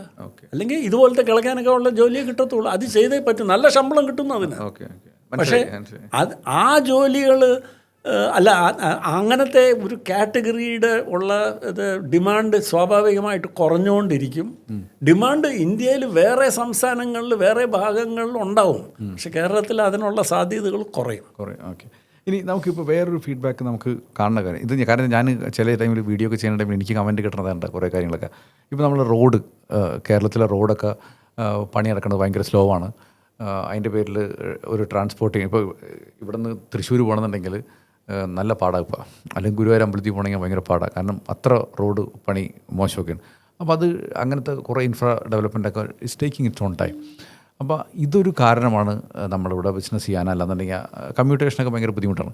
അപ്പോൾ സാറിന് ഡിഫറെൻറ്റ് ഒപ്പീനിയൻ ഉണ്ടെന്ന് എനിക്കറിയാം. അപ്പോൾ ഈ ഇങ്ങനത്തെ കുറേ പ്രൊജക്റ്റുകളൊക്കെ, ഇൻഫ്രാസ്ട്രക്ചർ പ്രൊജക്റ്റുകളൊക്കെ കേരളത്തിൽ വൈകുന്നതും അതിലൊരു ഇമ്പ്രൂവ്മെൻറ്റ് എന്ന് നമുക്ക് കാണാൻ പറ്റും. ഞാൻ ഇവിടെ 25-30 വർഷം ബിസിനസ് ചെയ്തിട്ടുണ്ട്. ഇപ്പം ഞാനിങ്ങനെ പഠനങ്ങളൊന്നും കണ്ടിട്ടില്ല. പക്ഷേ ഇവിടുത്തെ ഒരു ഹൈവേ പ്രോജക്റ്റും വേറെ ഏതെങ്കിലും സംസ്ഥാനത്തെ ഹൈവേ പ്രോജക്റ്റിൻ്റെ സ്പീഡ് ഓഫ് കംപ്ലീഷൻ തമ്മിൽ വലിയ വ്യത്യാസം എവിടെയെങ്കിലും റിപ്പോർട്ട് ചെയ്തതായിട്ടോ ഞാൻ ഒരിടത്ത് പോലും വായിച്ചിട്ടില്ല. അപ്പോൾ ഇതൊരു ആരെങ്കിലും ഇങ്ങനെ അഭിപ്രായം പറയുകയാണെങ്കിൽ ഞാനത് തള്ളി പറയുകയല്ല. പക്ഷേ ഞാനിങ്ങനെ അതിനായിട്ട് ഒരു ബാക്ക് ചെയ്യാനായിട്ടുള്ള ആധികാരികമായിട്ടുള്ള ഒരു പഠനവും ഞാൻ കണ്ടിട്ടില്ലായിരുന്നു. അപ്പോൾ എന്താ പറഞ്ഞാൽ നാഷണൽ ഹൈവേയുടെ കണക്കനുസരിച്ച് this is A standard construction speed across the country. ഇത് മെഷീൻസ് ഉപയോഗിച്ചുകൊണ്ട് കൺസ്ട്രക്ട് ചെയ്യുന്ന കാര്യങ്ങളാണ് ഹൈവേസ്. അല്ലാതെ ആൾക്കാർ വന്ന് മമ്മട്ടിയും വെച്ചിട്ട് പണിയുന്ന അല്ല. ആൻഡ് ഇത് ചെയ്യുന്നത് വലിയ contractors like Larsen and Toubro, Gammon India, അങ്ങനത്തെയുള്ള വലിയ വലിയ കോൺട്രാക്ടർമാരാണ്. Who are not from Kerala or not from Tamil Nadu, or they are from all over and they are വലിയ ഇൻ്റർനാഷണൽ ലെവൽ കമ്പനീസൊക്കെയാണ്. അങ്ങനത്തെ ഉള്ളവർക്കാണ് NHAI കോൺട്രാക്റ്റ് കൊടുത്തിരിക്കുന്നത് തന്നെ. അപ്പോൾ ഇതിൻ്റെ പിന്നിൽ ഇപ്പം ഡിലേസ് പലയിടത്തും ഉണ്ടാകുന്നുണ്ട്. അത് ലാൻഡ് അക്വിസിഷൻ്റെ ഡിലേസ് കാരണം. അത് കേരളത്തിൽ മാത്രമല്ല, കേരളത്തിലെ ഈ നാഷണൽ ഹൈവേ പ്രോജക്ട്സിൻ്റെ ഒഫീഷ്യൽ നയമായിട്ട് സ്വീകരിക്കാൻ കുറച്ച് സമയം പിടിച്ചു. That is different from saying the project is delayed. അത് തുടങ്ങിക്കഴിഞ്ഞിട്ട് ഇപ്പം മംഗലാപുരത്ത് നിന്നുള്ള കൊച്ചിയിലേക്കുള്ള ഹൈവേയുടെ സ്പീഡ് ഓഫ് പ്രോഗ്രസ് എല്ലാവരും പറയുന്നത്, ഇൻക്ലൂഡിങ് ഈ യൂട്യൂബ് വീഡിയോസ് ഉണ്ടാക്കുന്നവരൊക്കെ പറയുന്നത്, അവർ അത്ഭുതപ്പെട്ടിരിക്കുകയാണ് എത്ര വലിയ വേഗതയിലാണ് ആ പ്രോജക്ട്സ് നടക്കുന്നത്. അവർ നമ്മുടെ സാധാരണ റോഡ് കോൺട്രാക്ടർമാർക്ക് പറ്റുന്ന സ്പീഡിലല്ല. എന്താണെന്ന് പറഞ്ഞാൽ ഇതെല്ലാം മെക്കനൈസ്ഡാണ്, വലിയ ഹെവി എക്വിപ്മെൻറ്റ് ഉപയോഗിച്ചുകൊണ്ടുള്ളത്. അപ്പോൾ എൻ്റെ അഭിപ്രായത്തിൽ ട്രാൻസ്പോർട്ട് ഡിഫിക്കൽട്ടി, ഇപ്പോൾ എൻ്റെ സ്ഥാപനം വിളപ്പിൽശാല എന്ന് പറയുന്ന ഒരു പഞ്ചായത്തിൽ സ്ഥിതി ചെയ്യുന്ന ഒരു ഫാക്ടറിയാണ്. അതിൽ 50-60% ഉൽപ്പന്നം എക്സ്പോർട്ട് ചെയ്യുന്നതാണ്. അപ്പം ഡെയിലി അല്ല വീക്ക്ലി ഒരു 3-4 കണ്ടെയ്നേഴ്സ് കയറ്റി അയക്കണം ഷിപ്പിൽ നിന്ന്. അപ്പോൾ ഇതൊരു പഞ്ചായത്ത് റോഡുകളാണ്. എൻ്റെ ഫാക്ടറിയിൽ നിന്ന് പഞ്ചായത്ത് റോഡ് വഴി PWD റോഡ് വന്ന് PWD റോഡിൽ നാഷണൽ ഹൈവേയിൽ വന്ന് നാഷണൽ ഹൈവേയിൽ കൊച്ചിയിലേക്ക്, നേരത്തെ അങ്ങനെ ആയിരുന്നു. ഇപ്പം most of the shipment is from Cochin അല്ലെങ്കിൽ തൂത്തുക്കുടിയിൽ നിന്നായിരിക്കും.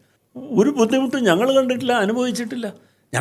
എൻ്റെ ഉൽപ്പന്നങ്ങൾ എത്തണമെങ്കിൽ 6 ലൈൻ ഹൈവേ വേണമെന്ന് നിർബന്ധമൊന്നുമില്ല. എനിക്ക് നല്ല റോഡുകൾ വേണം. ഒരു കണ്ടെയ്നർ ട്രക്ക് അവിടെ ചെന്നെത്താനും തിരിച്ചു പോകാനും ഉള്ള സൗകര്യം വേണമെന്ന് മാത്രമാണ്. അത് we were the leading exporter. 1995 തൊട്ട് എല്ലാ വർഷവും ഇന്ത്യയുടെ leading medical devices exporter award കിട്ടിക്കൊണ്ടിരിക്കുന്ന സ്ഥാപനമാണ് ഞങ്ങൾ. അപ്പോൾ അതെങ്ങനെയാണ് ഇപ്പോൾ ഇവിടുന്ന് വ്യവസായം ഉണ്ടാക്കുന്നു, പക്ഷേ റോഡിൽ ഇറക്കിയാൽ പിന്നെ അത് അങ്ങോട്ട് പോകാൻ പറ്റുന്നില്ല, എവിടെയൊക്കെ പോയി കിടക്കുകയാണ്. ഇതൊക്കെ ഞാൻ അങ്ങനത്തെ കംപ്ലയിൻസ് ഒന്നും കേട്ടിട്ടില്ല. ഓക്കെ. അപ്പോൾ അതുപോലെ ബാക്കിയുള്ള സ്ഥാപനങ്ങളും കേരളത്തിലുള്ള വേറെ ഞാൻ പഠിച്ച ഈ വ്യവസായങ്ങളിൽ നല്ലൊരു ഭാഗം വ്യവസായങ്ങൾ എക്സ്പോർട്ട് ഓറിയൻറ്റഡ് യൂണിറ്റ്സ് ആണ്. ഈ എക്സ്പോർട്ട് ഓറിയൻറ്റഡ് യൂണിറ്റ്സ് ആയാൽ അതിനർത്ഥം അവർക്ക് അവരുടെ ഉൽപ്പന്നങ്ങളെല്ലാം പോർട്ടിലെത്തി കയറ്റി അയക്കണമല്ലോ കണ്ടെയ്നർ. ഇപ്പം സിന്തൈറ്റിൻ്റെ കൂട്ടുള്ള ഒരു വലിയൊരു ഷിപ്പർ ആണെങ്കിൽ അവർക്ക് ഡെയിലി 3-4 കണ്ടെയ്നേഴ്സ് ആയിരിക്കും പുറത്ത് പോകുന്നത്, ഇങ്ങോട്ട് വരുന്നതും. അവർ കോലഞ്ചേരിയിലോ അങ്ങനെ ഏതോ ഉൾനാടൻ സ്ഥലങ്ങളിലൊക്കെയാണ് അവരുടെ ഫാക്ടറീസ് എല്ലാം ചെയ്യുന്നത്, അല്ലാതെ പോർട്ടിൻ്റെ തൊട്ടടുത്തൊന്നുമല്ല. അവരൊരു ബുദ്ധിമുട്ടും കാണുന്നില്ലല്ലോ. Okay okay okay, very good. നമുക്ക് ഈ ഒരു ഇപ്പോഴത്തെ ഒരു സാറ് കുറേ ഡാറ്റ പറഞ്ഞു, നമുക്ക് ഇവിടുത്തെ ബിസിനസ് എൻവയോൺമെൻറ്റ് നല്ലതാണ്. ഈവൻ നമുക്ക് തന്നെ ഇപ്പോൾ സ്റ്റാർട്ടപ്പ് ഇന്ത്യയിലത്തെ എക്കോസിസ്റ്റം ഏറ്റവും നല്ലത് കേരളത്തിലാണെന്നുള്ള അവാർഡ് വരെയും കിട്ടി. അത് ഇന്ത്യൻ അല്ല, അത് തന്നെ അതിനെപ്പറ്റി തന്നെ എന്തെങ്കിലും മോശമായിട്ട് പറയാൻ കാണും ആൾക്കാർ, അല്ലേ? അതെങ്ങനെ ഇവിടെ അവാർഡ് കിട്ടിയ വിഡ്ഢികളായിരിക്കും ഈ അവാർഡ് കൊടുത്തത്, അല്ലെങ്കിൽ ആ മാനദണ്ഡങ്ങളിൽ എന്തെങ്കിലും പ്രശ്നം കാണും. അതും ചിലപ്പോൾ ഉണ്ടാവാം. പക്ഷേ എന്നാലും പണ്ടത്തേക്കാളും വളരെ നല്ല ഇമ്പ്രൂവ്മെൻറ്റ് കാണും. കാരണം ഇപ്പോൾ ചിലപ്പോൾ കാക്കനാട് അല്ലെങ്കിൽ തിരുവനന്തപുരത്ത് ടെക്നോ പാർക്കൊക്കെ കാണുന്നുണ്ടെങ്കിൽ അവിടെ പല ആൾക്കാരും ഇതൊന്നും കാണാണ്ടാണ് ചിലപ്പോൾ വർത്തമാനം പറയണത്. അതും വേറൊരു വിഷയമുണ്ട്. ഇപ്പോൾ നമ്മുടെ ഒരു കേരളത്തിലത്തെ ഒരു അന്തരീക്ഷം നോക്കുകയാണെന്നുണ്ടെങ്കിൽ ഒരു വർക്ക് ഫോഴ്സിന് ഇപ്പോൾ സാറ് പറഞ്ഞ മാതിരി ഇപ്പോൾ ഒട്ടുമിക്ക ബിസിനസ്സുകളും നമ്മൾ പറഞ്ഞത് ഒരു നല്ലൊരു കഴിവുള്ള നല്ലൊരു വാല്യൂ അഡീഷൻ കൊടുക്കുന്ന ഒരു എൻ്റർപ്രീനേഴ്സിൻ്റെ കാര്യങ്ങളാണ് കൂടുതൽ പറഞ്ഞത്.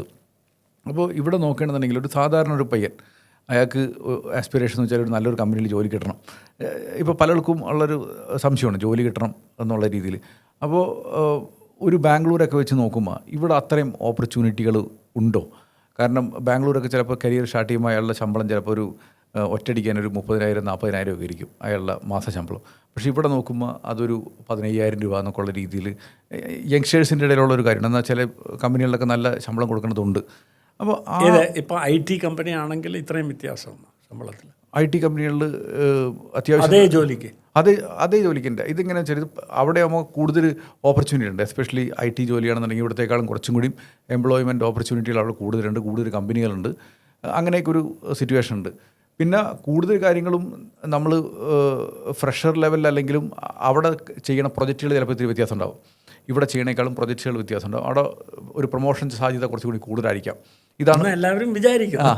അല്ല, പക്ഷേ ഈ ഒരു സിറ്റുവേഷനിൽ ഞാനും നോക്കുമ്പോൾ, കാരണം ഞാനിപ്പോൾ കൂടുതലും ഒരു ഇൻവെസ്റ്റ്മെൻറ്റ് മേഖലയിൽ നിൽക്കണതിൻ്റെ പേരിലാണെന്നുണ്ടെങ്കിലും എനിക്കും ഒത്തിരി നോക്കുകയാണെങ്കിലും ഓപ്പർച്യൂണിറ്റികൾ കൂടുതൽ ഒരു ഹൈ ടിക്കറ്റ് വാല്യൂ എപ്പോഴൊന്നും കാണുന്നത് ഒന്നില്ലെങ്കിൽ കേരളത്തിന് പുറത്ത്, അല്ലാന്നുണ്ടെങ്കിൽ പക്ഷേ കേരളത്തിലുണ്ട്, നോ ഡൗട്ട്. പിന്നെ നമുക്ക് കൂടുതലും NRIs ആണ് ഇതിൽ വരുന്നത്. അപ്പോൾ ഇവിടെ ഈ ഒരു എംപ്ലോയ്മെൻറ്റ് കൂടാനുള്ള ചാൻസ് എന്തൊക്കെയാണ് ഇനി സാറ് മുൻകൂട്ടി കാണുന്നത്? കൂടുതലൊരു എംപ്ലോയ്മെൻറ്റ് ഹൈ വാല്യൂ ജോബ്. അത് തന്നെ ഞാൻ പറഞ്ഞ സ്ഥാപനങ്ങളൊക്കെ തന്നെ ഇപ്പോൾ ഈ ഓരോ കമ്പനീസ്, ഈച്ച് ഓഫ് ദീസ് കമ്പനീസിൽ എംപ്ലോയ്മെൻറ്റ് ഇസ് ഇൻ ദീസ് വലിയ സക്സസ്ഫുൾ കമ്പനീസൊക്കെ 500, 600, 1000, 2000 ഒക്കെയാണ് ഇവരെല്ലാം ടെക്നിക്കലി MSMEs ആയിട്ടാണ് കണക്കാക്കുന്നത്. വലിയ വൺ കമ്പനീസ് അല്ല, മീനിങ് മൾട്ടിനാഷണൽ കമ്പനീസോ വലിയ പ്രസ്ഥാനങ്ങളൊന്നുമല്ല, വലിയ ഫാക്ടറീസ് ഒന്നുമല്ല. ബട്ട് കാൻകോർ മാൻ എന്ന് പറയുന്ന അങ്കമാലിയിലുള്ള കമ്പനി, എത്ര പേര് ആ ഫാക്ടറി കണ്ടു കാണും? ആരും കണ്ടു കാണത്തില്ല. അവിടെ ഒരു ബോർഡ് കണ്ടു കാണും. അവർ സ്പെഷ്യലൈസ്ഡ് കാര്യത്തിൽ ലീഡറായിരിക്കും. അവർ ഈ സിന്തൈറ്റിൻ്റെ അതേ ഫീൽഡിലാണ്, സ്പൈസ് എക്സ്ട്രാക്ട്സ് ആണ് അവരുടെ ഫീൽഡ്. അവർക്ക് 4 ഫാക്ടറീസ് അവിടെ ഉണ്ട്. അവരുടെ ഫാക്ടറീസിൽ അവിടെ ചെന്നാലുള്ള one problem which you are going to see is നമ്മുടെ മാനുഫാക്ചറിങ് സെക്ടറിൽ ഒരു ട്രാൻസ്ഫോർമേഷൻ നടന്നുകൊണ്ടിരിക്കുന്നു. അത് തുടങ്ങിയതേ ഉള്ളൂ, പക്ഷേ ആ ട്രാൻസ്ഫോർമേഷൻ നടന്നുകൊണ്ടിരിക്കുക. എന്താണ്? Low value adding industry requiring low സ്കില്ലിൽ നിന്ന് high value adding industry requiring high skill. നമ്മൾ കാൻകോർ മാൻ ഫാക്ടറിയുടെ കാഫറ്റീരിയയിൽ ലഞ്ച് ടൈമിൽ ചെന്നാൽ നമ്മൾ വിചാരിക്കുന്നു ഒന്നുകിൽ നമ്മൾ സെൻറ്റ് ആൽബർട്ട്സ് കോളേജിലെ കാഫറ്റീരിയയിലോട്ട് എങ്ങനെയോ ചെന്ന് കയറി, അല്ലെങ്കിൽ സെൻറ്റ് തെരേസാസ് കോളേജിലെ കാഫറ്റീരിയയിൽ ചെന്ന് കയറിയെന്ന് തോന്നും. അത് ഫാക്ടറി ക്യാൻറ്റീനാണ്. ആ ഫാക്ടറി വർക്കേഴ്സാണ് അവിടെ ഇരിക്കുന്നത്. അപ്പോൾ നമ്മുടെ പണ്ടത്തെ ഈ തൊഴിലാളി എന്ന് പറയുന്നത് നമ്മുടെ മനസ്സിൽ കാണുന്നത് സത്യൻ ഒരു ബ്ലാക്ക് ആൻഡ് വൈറ്റ് ചിത്രത്തിൽ ഒരു ഒരു തലക്കെട്ടുമായിട്ട് ചെറിയ കീറിയ ബനിയനും ആയിട്ട് ലുങ്കിയും മടക്കി കെട്ടി ജോലിക്ക് പോകുന്ന ആ പ്രതിഭാസമല്ല ഇന്നൊരു ഫാക്ടറി വർക്കർ എന്ന് പറയുന്നത്. അയാൾ വരുന്നത് ഒന്നിൽ അയാളുടെ കാറിൽ വരുന്നു, അല്ലെങ്കിൽ അയാളൊരു മോട്ടോർ സൈക്കിളിൽ വരുന്നു. എൻ്റെ ഫാക്ടറി ക്യാമ്പസിൽ ഒരു 10-20 കാറും കാർ പാർക്ക്, അത് മാനേജർമാരും അസിസ്റ്റൻറ്റ് മാനേജർമാരൊക്കെ ആയിരിക്കും. 1-2 വർക്കേഴ്സിനും ഉണ്ടായിരുന്നു കാർ. ബാക്കിയുള്ള every worker had A bike. And ഏത് ബാങ്കും അവർക്ക് ലോൺ കൊടുക്കും, ഈ കമ്പനിയുടെ ID കാർഡ് കാണിച്ചാൽ മതി, കൊടുക്കും. അതുപോലെ അപ്പോൾ ഈ കമ്പനീസിൻ്റെ ID കാർഡാണ് അവർക്ക് അവരുടെ ഒരു passport to so many things. അപ്പോൾ അവർക്ക് ഒന്നത് ബാംഗ്ലൂരിലെ വേതനത്തിനെ പറ്റി പറഞ്ഞല്ലോ. ബാംഗ്ലൂരിലെ ഉള്ള വേതനം അത് അവിടുത്തെ കോസ്റ്റ് ഓഫ് ലിവിങ് അതുപോലെയാണ്. അവിടെ 40,000 രൂപ കിട്ടിയില്ലെങ്കിൽ ഇവിടെ 10,000 രൂപയുടെ തുല്യമാണ്. ബിക്കോസ് ആ വാടകയ്ക്ക് തന്നെ അതിൻ്റെ പകുതി അതിൽ പോവും. ഇയാൾക്ക് ഇവിടെ ആണെങ്കിൽ അയാളുടെ വീട്ടിലല്ലേ താമസിക്കുന്നത്. ഇപ്പം കുറച്ച് കമ്മ്യൂട്ട് ചെയ്യേണ്ടി വരും. If he staying in Chalakudy or something and he's got a job in Kalamassery, അയാൾക്ക് എന്നും വന്നിട്ട് പോവാം. ഈ സ്റ്റേയിങ് അറ്റ് ഹോം, അയാൾ ബസ് കൂലി മാത്രം കൊടുത്താൽ മതി. സോ മൈ പോയിന്റ് ഇസ്, അതുകൊണ്ട് ഇവിടെ ചുളുവിന് വർക്കേഴ്സിന് കിട്ടുമെന്നല്ല ഞാൻ പറയുന്നത്. ഇവിടുത്തെ ഈ കമ്പനീസ് എല്ലാം നോക്കിയാൽ അവർ ഈ വർക്കേഴ്സിൻ്റെ ബെനിഫിറ്റ്സിലും വർക്കേഴ്സിനുള്ള ആനുകൂല്യങ്ങളുടെ കാര്യത്തിലുമൊക്കെ യാതൊരു ഒരു കുറവും വരുത്താതെ വളരെ 100% കംപ്ലയൻസോടുകൂടി വ്യവസായങ്ങൾ നടത്തുന്നവരാണ് ഈ പുതിയ സംരംഭകർ. അല്ല, ഞാൻ എഗ്രി ഈ ഒരു തലമുറ. അതുകൊണ്ട് ഞാൻ പറയുന്നത് ജോലി അവസരങ്ങളുണ്ട്, നല്ല വേതനം കിട്ടുന്നുണ്ട്. ആൻഡ് ഐ ടി മേഖലയിൽ എടുത്താലൊക്കെ ഇപ്പം കേരളത്തിലുള്ള മേജർ ടെക്നോ പാർക്കും ഇൻഫോ പാർക്കിൽ there is no space. Techno Park is having 70,000 people and Infor Park is having 60,000 people. അപ്പോൾ ഞാൻ പറയുന്നത് I don't know what this comparison is with you cannot compare them to Bangalore as a city. If you want you can compare. അത് വേറെ ഒരു വിഷയമാണ്. കേരള തന്നെ ഒരു continuous ഒരു അർബൻ കണ്ടിന്യൂമാണ് അല്ലേ. 34 ദശലക്ഷം പോപ്പുലേഷനുള്ള വടക്ക് തൊട്ട് തെക്ക് വരെ 500 കിലോമീറ്ററും വീതി ഒരു 50 കിലോമീറ്റർ ശരാശരി വെച്ചിട്ടുള്ള ഒരു കണ്ടിന്യൂസ് അർബൻ ഏരിയയാണ്. ഇതുപോലെ ഒരു വ്യവസായ മേഖലയ്ക്കും MSME പ്രത്യേകിച്ചും MSME എന്ന് പറഞ്ഞാൽ ആ ഒരു മീഡിയം ടു സ്മോൾ സൈസ് വ്യവസായങ്ങൾക്ക് അനുകൂലമായിട്ടുള്ള ഒരു ഒരു ഒരു അന്തരീക്ഷം എൻ്റെ അഭിപ്രായത്തിൽ വേറെ എങ്ങുമില്ല. Because MSMEസിന് വേണ്ടതൊരു urban ഇൻഫ്രാസ്ട്രക്ചറാണ്. കേരളത്തിലാണെങ്കിൽ അർബൻ ഇൻഫ്രാസ്ട്രക്ചർ എല്ലായിടത്തും ഉണ്ട്. കർണാടകയിലാണെങ്കിൽ 2-3 പോക്കറ്റ്സിലാണ് ഇത് കാണുന്നത്. ബാക്കിയുള്ള സംസ്ഥാനങ്ങളിലൊക്കെ ചെന്നാൽ കോൺസെൻട്രേഷൻ എല്ലാം 3-4 പോക്കറ്റ്സിലാണ്. തമിഴ്നാട്ടിലാണെങ്കിൽ it will be Chennai, Tiruchirappalli, Coimbatore, Madurai. പിന്നെ കംപ്ലീറ്റ് ഗ്രാമപ്രദേശം. പിന്നെ ബാക്കിയുള്ളതെല്ലാം ഗ്രാമപ്രദേശങ്ങളാണ്. നമുക്ക് അവിടെ അങ്ങനെയൊന്നുമില്ല. നമുക്കിപ്പം Tier 2, Tier 3, Tier 4 ടൗൺസ്, പെരിന്തൽമണ്ണയിൽ പോലും ഒരു ചെറിയ ഇൻക്യുബേറ്ററൊക്കെ ഉണ്ട്. ഈവൻ ഹോസ്പിറ്റൽ സിറ്റി അല്ലേ. കൊട്ടാരക്കരയിൽ ഇപ്പോൾ സോഹോ വന്നിട്ട് R&D സെൻറ്റർ സ്ഥാപിച്ചിരിക്കുന്നു. ഓക്കെ. ഈവൻ ശരിക്കും പറഞ്ഞാൽ നമ്മൾ ചാലക്കുടി എനിക്ക് തോന്നുന്നത് അവിടെ തന്നെ ടെറസിൻ്റെ മുകളിലൊക്കെ ആയിട്ട് ഒത്തിരി IT കമ്പനികൾ വർക്ക് ചെയ്യുന്നുണ്ട്. ഇപ്പോൾ ഞാനിത് സാറിനോട് നേരത്തെ ചോദിച്ച കാര്യമാണ്, പക്ഷേ നമ്മുടെ ഓഡിയൻസിന് ചിലപ്പോൾ ഈ ചോദ്യം ഉണ്ടാവാം. നമ്മൾ കേരളത്തിൽ നോക്കണമെങ്കിൽ ലിസ്റ്റഡ് കമ്പനീസ് വളരെ കുറവാണ്. കൂടുതലുള്ളത് ഇപ്പോൾ സിന്തൈറ്റ് പോലും ലിസ്റ്റഡ് അല്ല. അപ്പോൾ അതിൽ ഒരു പരാതിയില്ല. പക്ഷേ ഞാൻ പറഞ്ഞ കാര്യം വെച്ചാൽ ഇപ്പോൾ വി-ഗാർഡ്, മുത്തൂറ്റ് അങ്ങനത്തെ കുറച്ച് കമ്പനികളെ ലിസ്റ്റഡ് ഉള്ളൂ. അപ്പോൾ മറ്റുള്ള മഹാരാഷ്ട്രയായിട്ടും ഗുജറാത്തിനായിട്ടൊക്കെ കമ്പയർ ചെയ്യുമ്പോൾ നമുക്ക് അതിലെന്താണ് ഒരു പോരായ്മ, അല്ലെങ്കിൽ ഇപ്പോൾ ഉള്ള ഒരു ഇങ്ങനത്തെ കമ്പനി സെറ്റപ്പ് തന്നെ മതിയോ? അത് കൊണ്ട് നമ്മുടെ എക്കണോമിക് ആക്ടിവിറ്റീസിന് വല്ല കുറവോ സംഭവിക്കാൻ ചാൻസ് ഉണ്ടോ? ഐ തിങ്ക് ഇതിൽ നമ്മൾ നോക്കണ്ട. ഇപ്പോൾ ബോംബെ, കാൽക്കട്ട, മദ്രാസ് ഇതായിരുന്നു അന്ന് ബ്രിട്ടീഷ് ഇന്ത്യയിലുള്ള മേജർ വ്യവസായ കേന്ദ്രങ്ങൾ. ഇതായിരുന്നു. ബാംഗ്ലൂർ പിന്നെയാണ് വന്നത്. അപ്പോൾ ഈ ബോംബെ, കാൽക്കട്ട, മദ്രാസ് നോക്കിയാൽ അതിൽ ആ കമ്പനീസ് വരുന്നത് ഈ പട്ടണങ്ങൾ വികസിക്കുന്നതിന് മുമ്പാണ്. ഇവർ വന്നതുകൊണ്ടാണ് അവിടെ വികസനം നടന്നത്. അല്ലാതെ അവർ അവിടെ വന്നത് ഇസ് നോട്ട് ബിക്കോസ് അവിടെ എന്തോ വലിയ സൗകര്യങ്ങൾ കണ്ടതുകൊണ്ട് ആണ് അവർ വന്നതെന്നല്ല. ഇതെല്ലാം ഇംഗ്ലീഷ് കമ്പനീസ് ആയിരുന്നു പുറത്തുനിന്ന്.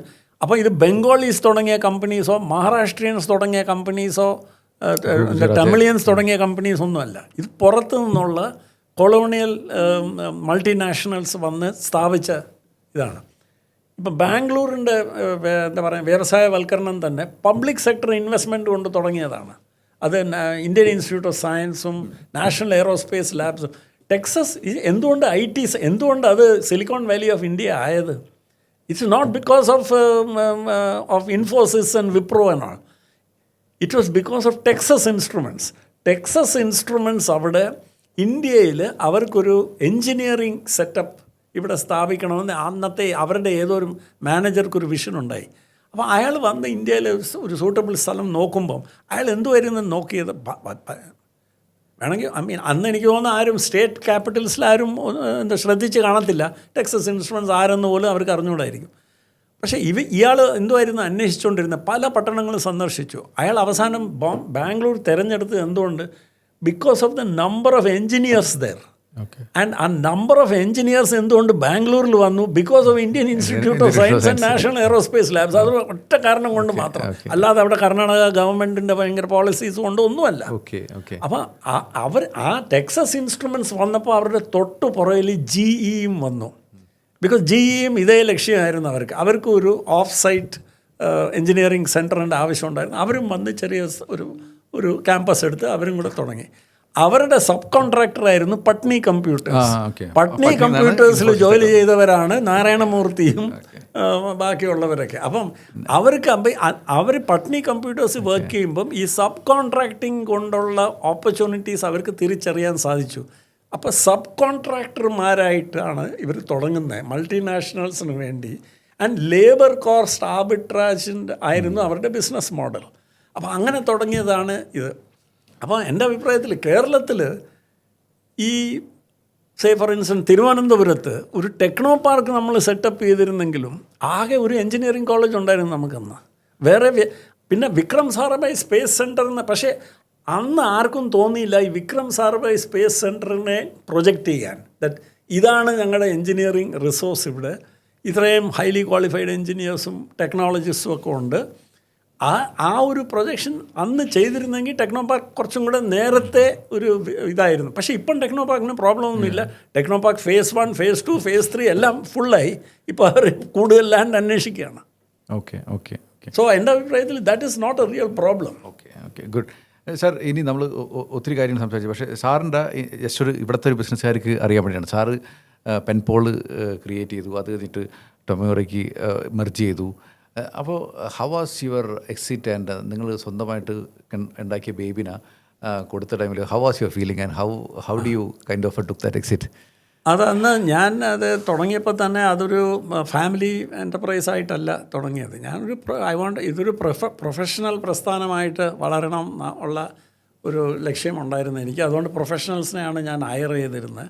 അതിൽ എൻ്റെ ബ്രദർ എൻ്റെ കൂടെ വർക്ക് ചെയ്യാൻ വന്നിരുന്നു. അവന് ഷെയർ ഹോൾഡറായിട്ട് വന്നു. അപ്പോൾ ഞങ്ങൾ രണ്ടുപേരും എക്സിറ്റ് ചെയ്തപ്പോൾ രണ്ടുപേരും എക്സിറ്റ് ചെയ്തു. എൻ്റെ മക്കൾക്കോ അതിലൊന്നും വലിയ ഇൻട്രസ്റ്റ് ഒന്നും ഇല്ലായിരുന്നു. അഥവാ അങ്ങനെ ഇൻട്രസ്റ്റ് ഉണ്ടായിരുന്നെങ്കിൽ തന്നെ I may not have encourage that because I wanted this to be a professionally run organisation. അപ്പോൾ ഞാനത് എക്സിറ്റ് ചെയ്യാൻ തീരുമാനിച്ചത് എന്താണെന്ന് പറഞ്ഞാൽ, നല്ലൊരു സർക്കാർ ഉദ്യോഗസ്ഥൻ്റെ കൂട്ടി ഞാനും വിചാരിച്ചു 60ാമത്തെ വയസ്സിൽ ഞാൻ ഇതിൽ നിന്ന് റിട്ടയർ ചെയ്തിട്ട് എനിക്ക് വേറെ ഒരുപാട് കാര്യങ്ങളുണ്ടായിരുന്നു ലൈഫിൽ.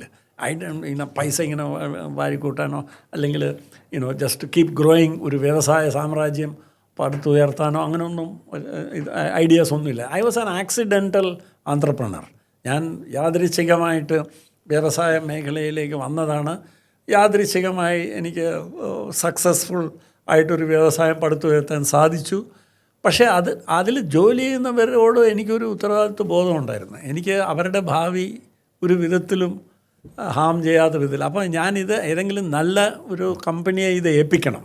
അതായിരുന്നു എൻ്റെ ഒരു ദൗത്യം, എൻ്റെ ഒരു കടമ.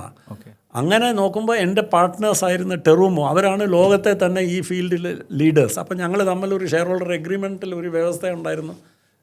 ഞങ്ങളിൽ ആരെങ്കിലും ഒരാൾക്ക് എക്സിറ്റ് ചെയ്യണമെന്ന് ഇൻട്രസ്റ്റ് ഉണ്ടെങ്കിൽ ഫസ്റ്റ് റിഫ്യൂസൽ മറ്റവർക്ക് കൊടുക്കണം. അപ്പം ഞാൻ എൻ്റെ ഇങ്ങനെ ഒരു ആഗ്രഹം ഞാൻ പ്രകടിപ്പിച്ചപ്പോൾ അവർ എൻ്റെ ഷെയർസ് ഏറ്റെടുത്തു. അങ്ങനെയാണ് അവർ. I was always very clear, ഇതൊരു കമേഴ്ഷ്യൽ എസ്റ്റാബ്ലിഷ്മെൻ്റാണ്. ഇതിൽ ഒരു അങ്ങനെ വലിയ ഇമോഷൻസും ഒന്നും ഡിറ്റാച്ച്. അങ്ങനെ ഡിറ്റാച്ച് ചെയ്യുമ്പോൾ നമ്മൾ ക്ലീനായിട്ട് കട്ട് ചെയ്യണം. അല്ലാതെ ബോർഡിൽ കണ്ടിന്യൂ ചെയ്യുക, അങ്ങനെ ചെയ്യുക, ഇങ്ങനെ. ഞാൻ ഫൗണ്ടർ ആയിരുന്നല്ലോ, അപ്പോൾ 25 വർഷം എല്ലാവരെയും അതാണ് ഞാൻ ഫൗണ്ടർ എന്നിട്ട് ആ ഈഗോ എങ്ങനെ അലൗ ചെയ്തു പുറത്തു വരാൻ. അത് it was not very difficult for me, because ഞാൻ ഫൗണ്ടർ ആയിരുന്നെങ്കിലും എനിക്ക് ആ സെൻസ് ഓഫ് ഓണർഷിപ്പ് എപ്പോഴും ഉണ്ടായിരുന്നെങ്കിലും ഇത് എൻ്റെ I felt right from the beginning ഞാൻ മാത്രമല്ല ഇതിലുള്ള സ്റ്റേക്ക് ഹോൾഡർ. അവിടുത്തെ മാനേജേഴ്സ്, അവിടുത്തെ വർക്കേഴ്സ്, അവിടുത്തെ സകല staff were as much stakeholders as me എന്നുള്ളൊരു ബോധം എനിക്ക് അന്നുണ്ടായിരുന്നു. അത് എല്ലാ വ്യവസായ സ്ഥാപനങ്ങളും നയിക്കുന്നവർക്കും ഉണ്ടാവണമെന്നില്ല. ഇല്ല, അല്ല അത് ഇവിടെ ഇത്തിരി ഭയങ്കര ബുദ്ധിമുട്ടാണല്ലോ ഈ സാധനം വിട്ടുകൊടുക്കാനായിട്ട്. അല്ല ഇപ്പോൾ ചിലപ്പോൾ എന്നോട് ചോദിക്കണമെങ്കിൽ ഞാൻ ഈ വളരെ ചെറിയ 72 പേരുള്ള കമ്പനിയാണ് റൺ ചെയ്തുകൊണ്ടിരിക്കുന്നത്. അപ്പോൾ എനിക്ക് എൻ്റെ മോൾ എങ്ങനെയെങ്കിലും ഇത് വന്ന് ഏറ്റെടുക്കുമെന്നൊക്കെയുള്ള എൻ്റെ ചോദ്യം. അല്ല ഞാൻ അത് മോള് എന്ത് പറഞ്ഞാൽ എഗ്രിയില്ല, അത് വേറെ കാര്യം. പക്ഷേ it's A very incredible thing ഇങ്ങനെ ഇതിൽ നിന്ന് പെട്ടെന്ന് ഡിറ്റാച്ച് ചെയ്തിട്ട് മാറാന്നുള്ളത്. കേരളത്തിൻ്റെ സമ്പദ്ഘടനയെ പറ്റി 2 വാക്കൊന്ന് പറയണം എനിക്ക്. ജസ്റ്റ് ടു സേ, ബിക്കോസ് നമ്മളിവിടെ വ്യവസായങ്ങൾ ഇവിടെ വരുന്നില്ല, ഉള്ള വ്യവസായങ്ങൾ അടച്ചു പൂട്ടുന്നു എന്നൊക്കെ ഉള്ള ഒരു കേൾവി ആൾക്കാർ പറഞ്ഞിങ്ങനെ. പക്ഷേ പേഴ്സണലായിട്ട് how many people know of any places which close down recently and വ്യവസായങ്ങൾ തുടങ്ങുന്നത്, വ്യവസായങ്ങൾ അടയ്ക്കുന്നത് സർവ്വസാധാരണമായിട്ടുള്ള ആഗോള പ്രതിഭാസമാണ്. 6 out of 10 startups in Silicon Valley fail in the first year എന്ന് പറയുമ്പം അത് കേരളം അതിന് എക്സംപ്റ്റ് ആണെന്ന് ആരും പറയത്തില്ലല്ലോ ഇവിടെയും. പക്ഷേ ദ ഡിഫറൻസസ് തമിഴ്നാട്ടിലൊരു ഫാക്ടറി അടച്ചു പൂട്ടുമ്പോൾ ഫാക്ടറി അടച്ചു പൂട്ടി, കേരളത്തിൽ പത്രത്തിലെ ഫ്രണ്ട് പേജിൽ വരും. എന്തുകൊണ്ട്? അത് അങ്ങനെ ചെയ്യുന്നത് കൊണ്ട് ആർക്കെങ്കിലും ഗുണം ഉണ്ടോ? ഇങ്ങനെ ഒരു ന്യൂസ് വരുന്നതുകൊണ്ട് ഞാൻ ആലോചിച്ചിട്ടുണ്ട്. 4 പേർക്ക് ഈ വിവരം അറിഞ്ഞുകൊണ്ട് എന്തെങ്കിലും ഗുണം ചെയ്യുവാണെങ്കിൽ എനിക്ക് മനസ്സിലാകാം. അപ്പം അതുകൊണ്ടല്ലേ തമിഴ്നാട്ടിലെ ആ വാർത്ത പത്രത്തിൽ വരാത്തത്. എന്താന്ന് പറഞ്ഞാൽ അങ്ങനത്തെ വാർത്ത വലുതാക്കി ഇങ്ങനെ പബ്ലിസൈസ് ചെയ്താൽ അത് കൂടുതൽ ഡാമേജ് ചെയ്യും ആ സ്ഥലത്തെയും ആ പട്ടണത്തിൻ്റെയും ഇക്കണോമിക് പ്രോസ്പെക്ട്സിന് ഹാനികരമാണെന്ന് തിരിച്ചറിഞ്ഞുകൊണ്ടായിരിക്കണമല്ലോ അങ്ങനത്തെ ഇത് ചെയ്യാത്തത്. ഇവിടെ നമ്മൾ എന്തുകൊണ്ട് ഉടനെ എന്തെങ്കിലും ചെറിയ സംഭവം എടുത്തിട്ട് വലുതാക്കി നമ്മളിങ്ങനെ കാണിക്കണം. അപ്പം എനിക്ക് പറയാനുള്ളത് കേരളത്തിൻ്റെ സമ്പദ്ഘടനയെ നമ്മൾ കണക്കുകൾ പരിശോധിക്കണം. അപ്പോൾ എൻ്റെ request Kerala state planning board, bureau of economics and statistics, Kerala economic survey എന്നൊക്കെ പറഞ്ഞ ആധികാരികമായിട്ട് ഇറക്കുന്ന ഇക്കോണമിസ്റ്റ്സ് ഇറക്കുന്ന റിപ്പോർട്ട്സ് ഉണ്ട്. അതിൽ കണക്കുകളെല്ലാം ഉണ്ട്. ആ കണക്കുകൾ പരിശോധിച്ചാൽ 2000 ആണ്ട് തൊട്ട് 2024 വരെയുള്ള കണക്ക് മാത്രം നമ്മൾ നോക്കാം. പഴയ ചരിത്രമൊന്നും എടുക്കണ്ട, മോസ്റ്റ് റീസെൻറ്റ് ചരിത്രം എടുക്കാം. 2000 ആണ്ടിൽ കേരളത്തിൻ്റെ സമ്പദ്ഘടനയുടെ വലുപ്പം 77,000 കോടി രൂപയായിരുന്നു. ഗ്രോസ് സ്റ്റേറ്റ് ഡൊമസ്റ്റിക് പ്രോഡക്റ്റ്, നമ്മുടെ GDP, ഒരു സംസ്ഥാനത്തിൻ്റെ GDP എന്ന് പറയുമ്പോൾ ഗ്രോസ് സ്റ്റേറ്റ് ഡൊമസ്റ്റിക് പ്രോഡക്റ്റാണ്. അപ്പോൾ കേരളത്തിൻ്റെ GSDP 77,000 കോടി രൂപയാണ്. 2023 അത് 11.5 ലക്ഷം കോടി രൂപയായിട്ട് വളർന്നു. കണക്കുകളാണ്. ആൻഡ് ഈ പീരിയഡ് നോക്കിയാൽ എല്ലാ 6 വർഷവും കേരളത്തിൻ്റെ സമ്പദ്ഘടന ഡബിൾ ചെയ്തുകൊണ്ടിരിക്കുക. അപ്പോൾ 77,000 കോടി രൂപ 1.5 ലക്ഷം കോടി രൂപയായി 2006. 2012 അത് 3 ലക്ഷം കോടി രൂപയായി. 2018 അത് 6 ലക്ഷം കോടി രൂപയായി. 2023 അത് 11.5 ലക്ഷം കോടി രൂപയായി. ഞാൻ പറയുന്നത് 2030 ആകുമ്പോഴത്തേക്ക് അത് വീണ്ടും ഡബിൾ ചെയ്ത് 22 കോടി രൂപയാവും. 22 ലക്ഷം കോടി രൂപയാവും. അപ്പം എൻ്റെ അർത്ഥം എന്താണ്? The economy is growing. ഇന്ത്യയുടെ GDP വളരുന്നതിനേക്കാളും കുറച്ചും കൂടെ ആവറേജിനെക്കാട്ടിലും ശകലം കൂടുതലാണ് കേരളത്തിൻ്റെ. പക്ഷേ ആ കാലയളവ് നോക്കണം. You have to take this full period. ഞാൻ പല റിപ്പോർട്ട്സ് കണ്ടിട്ടുണ്ട്. കേരളം 33 സംസ്ഥാനങ്ങളും യൂണിയൻ ടെറിട്ടറീസിൽ 33 30ാമത്തേതാണ് കേരളം. വളരെ സ്ലോ ആയിട്ട് ഗ്രോ ചെയ്യുന്നു. 3.3% റേറ്റ് ഓഫ് ഗ്രോത്ത്. കൂടുതൽ പരിശോധിച്ച് നോക്കിയാൽ ഏത് പീരിയഡാണ് ഈ വിദ്വാൻ എടുത്തിരിക്കുന്നത്? ഞാൻ പറയുന്നത് അവരുടെ സ്റ്റാറ്റിസ്റ്റിക്സ് എന്ന് പറയുന്ന ഇറ്റ് ഇസ് ഓൾ നമ്മൾ ചെറി പിക്ക് ചെയ്യുമ്പോൾ 2018 തൊട്ട് 2023 വരെ 2018 എന്ത് സംഭവിച്ചു? കേരളത്തിലെ ഏറ്റവും ഡെവസ്റ്റേറ്റിംഗ് ഫ്ലഡ്, ചരിത്രത്തിൽ 100 വർഷത്തിൽ ഉണ്ടായിട്ടുള്ള flood. Whole state was finished 2018. 19 വീണ്ടും ഫ്ലഡ്, 20 കോവിഡ്, 21 കോവിഡ്. ഈ 5 വർഷ പീരീഡിൽ 4 വർഷം ഈ ഓരോ വർഷവും ഇങ്ങനെ ഡെവസ്റ്റേറ്റിംഗ് ആയിട്ടുള്ള ഓരോ ഇങ്ങനെ നാച്ചുറൽ കലാമിറ്റീസ് വന്നുകൊണ്ടിരിക്കുമ്പോൾ ആ പീരിയഡ് തിരഞ്ഞെടുത്തിട്ട് പറയുക കേരളത്തിൻ്റെ വ്യവസായം വളർച്ച 33 സംസ്ഥാനങ്ങളും യൂണിയൻ ടെറിട്ടറീസിലും 30ാമത്തെ റാങ്കാണെന്ന് പറയുന്നതിൽ എന്താ അർത്ഥം? നമ്മൾ കണക്കുകൾ പരിശോധിച്ചാൽ എപ്പോഴും കണക്ക് നോക്കണേക്കാൾ അപ്പം ഞാൻ പറഞ്ഞു വരുന്നത് അതുകൊണ്ട് ഇതെന്തോ സ്വർഗമാണെന്നൊന്നുമല്ല. ഇത് പക്ഷേ എൻ്റെ നാടാണ്, എൻ്റെ രാജ്യമാണ്. എന്നെക്കൊണ്ട് എന്തെങ്കിലും ഇവിടുത്തെ സംസ്ഥാനത്തിൻ്റെ സാമ്പത്തിക വളർച്ചയ്ക്കും ഇതിൻ്റെ പുരോഗമനത്തിനും ഒക്കെ ആയിട്ട് എന്നെക്കൊണ്ട് എന്തെങ്കിലും ചെയ്യാൻ പറ്റുവാണെങ്കിൽ ഞാൻ ചെയ്യും. ഇതെല്ലാം മലയാളിയുടെ കടമയാണ്. നമ്മൾ കുറ്റം പറഞ്ഞുകൊണ്ടിരുന്നുകൊണ്ട് കാര്യമില്ല. Okay, it's very good. കാരണം വെച്ചാൽ ഇപ്പോഴത്തെ ഒരു അവസ്ഥയിൽ ഒത്തിരി റിവേഴ്സ് മൈഗ്രേഷൻ ആൾക്കാർ നോക്കിക്കൊണ്ടിരിക്കുന്നുണ്ട്. കാരണം പല ആൾക്കാരും പുറത്തൊക്കെ പോയി എന്നിട്ട് റിട്ടയർമെൻറ്റൊക്കെ നമ്മൾക്ക് ഇങ്ങോട്ട് വരാമെന്ന്. കാരണം ചില ആൾക്കാർക്ക് ഇപ്പോൾ ഈവൻ സിംഗപ്പൂരൊക്കെ പോയ ആൾക്കാർക്ക് അല്ലെങ്കിൽ US ഉള്ളവർക്ക് ചിലപ്പോൾ തോന്നുമ്പോൾ ഡോക്ടറൊന്നും കാണാൻ പറ്റില്ല. നമ്മുടെ ഇവിടെയൊക്കെ ആണെങ്കിൽ അത് കാണാൻ പറ്റും. അങ്ങനെ കുറേ ഗുണങ്ങൾ നമ്മുടെ ഇവിടെ നമ്മൾ ലിസ്റ്റ് ചെയ്താൽ ഒരുപാട് ഗുണങ്ങൾ. ഈവൻ അതിനേക്കാളും ഇപ്പോൾ US ആണെന്നുണ്ടെങ്കിൽ ഇപ്പോൾ ഒരു ഉദാഹരണം പറഞ്ഞാൽ ഇപ്പോഴത്തെ അവസ്ഥയിൽ $1 million ഉണ്ടെന്ന് വിചാരിക്കും. ആൾക്ക് റിട്ടയർമെൻറ്റ് എടുക്കാനായിട്ട് അത്ര കംഫർട്ടല്ല, കാരണം അത് പോരായിരിക്കും. പക്ഷേ ഇന്ത്യയിൽ 8 കോടി ഉണ്ടെങ്കിൽ കേരളത്തിൽ 8 കോടി ഉണ്ടെങ്കിൽ he's very comfortably he can take retirement very comfortably. അപ്പോൾ ആ സിറ്റുവേഷൻ പല ആൾക്കാർ തിരിച്ചറിഞ്ഞുകൊണ്ടിരിക്കുന്നുണ്ട്. അപ്പോൾ എനിക്ക് സാറിനോട് ഇനിയും ഒത്തിരി കാര്യങ്ങൾ പറയണമെന്നുണ്ട്. പക്ഷേ ഐ തിങ്ക് ഇപ്പം തന്നെ 1 മണിക്കൂറിന് കൂടുതലായി. ഇന്ന് എനിക്കും കുറച്ച് അബദ്ധങ്ങൾ പറ്റി സാറിന് മീറ്റിംഗ് ഓർഗനൈസ് ചെയ്യാനായിട്ട് അതിൻ്റെ ഒരു മിസ്സിങ്. പക്ഷേ എനിക്ക് തോന്നുന്നത് ഈ ഒരു കോൺവെർസേഷൻ നമ്മുടെ നാട്ടിൽ എല്ലാവരും അറിയേണ്ട ഒരു കാര്യമാണ്. കാരണം വെച്ചാൽ ഇനിയും നമ്മുടെ അവിടെ നിന്ന് ഒത്തിരി പേര് പുറത്തൊക്കെ പോകുന്നുണ്ട്. പുറത്ത് പോയി അത് കണ്ടിട്ട് വന്നിട്ട് ഇവിടെ ഒന്നും കൂടി നന്നായിട്ട് ചെയ്യാൻ പറ്റുകയാണെങ്കിൽ കുറച്ചും കൂടി നല്ലതായിരിക്കും. എന്തായാലും സാറിൻ്റെ ഒരു final advice to my audience and our audience? പുറത്തുള്ള മലയാളീസ് തിരിച്ചു വരാനായിട്ടുള്ള ഇത് നല്ലൊരു അവസരമാണ്. എന്തുകൊണ്ട് ഞാനത് പറയുന്നു? കേരളത്തിലെ വ്യവസായങ്ങൾ വളരുന്നുണ്ട്. ഈ സ്റ്റാർട്ടപ്പ് ഈക്കോസിസ്റ്റം പുറത്തു നിന്നുള്ള നിരീക്ഷകരുടെ ദൃശ്യത്തിൽ ഇത് വളരെ സക്സസ്ഫുള്ളായിട്ടുള്ള ഒരു സ്റ്റാർട്ടപ്പ് ഈക്കോസിസ്റ്റം ഇവിടെ ഉണ്ടായി വരുന്നുണ്ട്. വ്യവസായ മേഖല വളരുന്നുണ്ട്. എൻ്റെ ബുക്കിൽ ഞാൻ ഡിസ്ക്രൈബ് ചെയ്തിട്ടുള്ളതുപോലെ ഈ മാനുഫാക്ചറിങ് സെക്ടറിൽ ഒരു ഉണർവ് ഉണ്ടാകുന്നുണ്ട്. പക്ഷേ സർട്ടൻ കൈൻഡ്സ് ഓഫ് മാനുഫാക്ചറിങ് ആയിരിക്കണം, ഹൈ വാല്യൂ ആഡ്, ഹൈടെക് ഒക്കെ.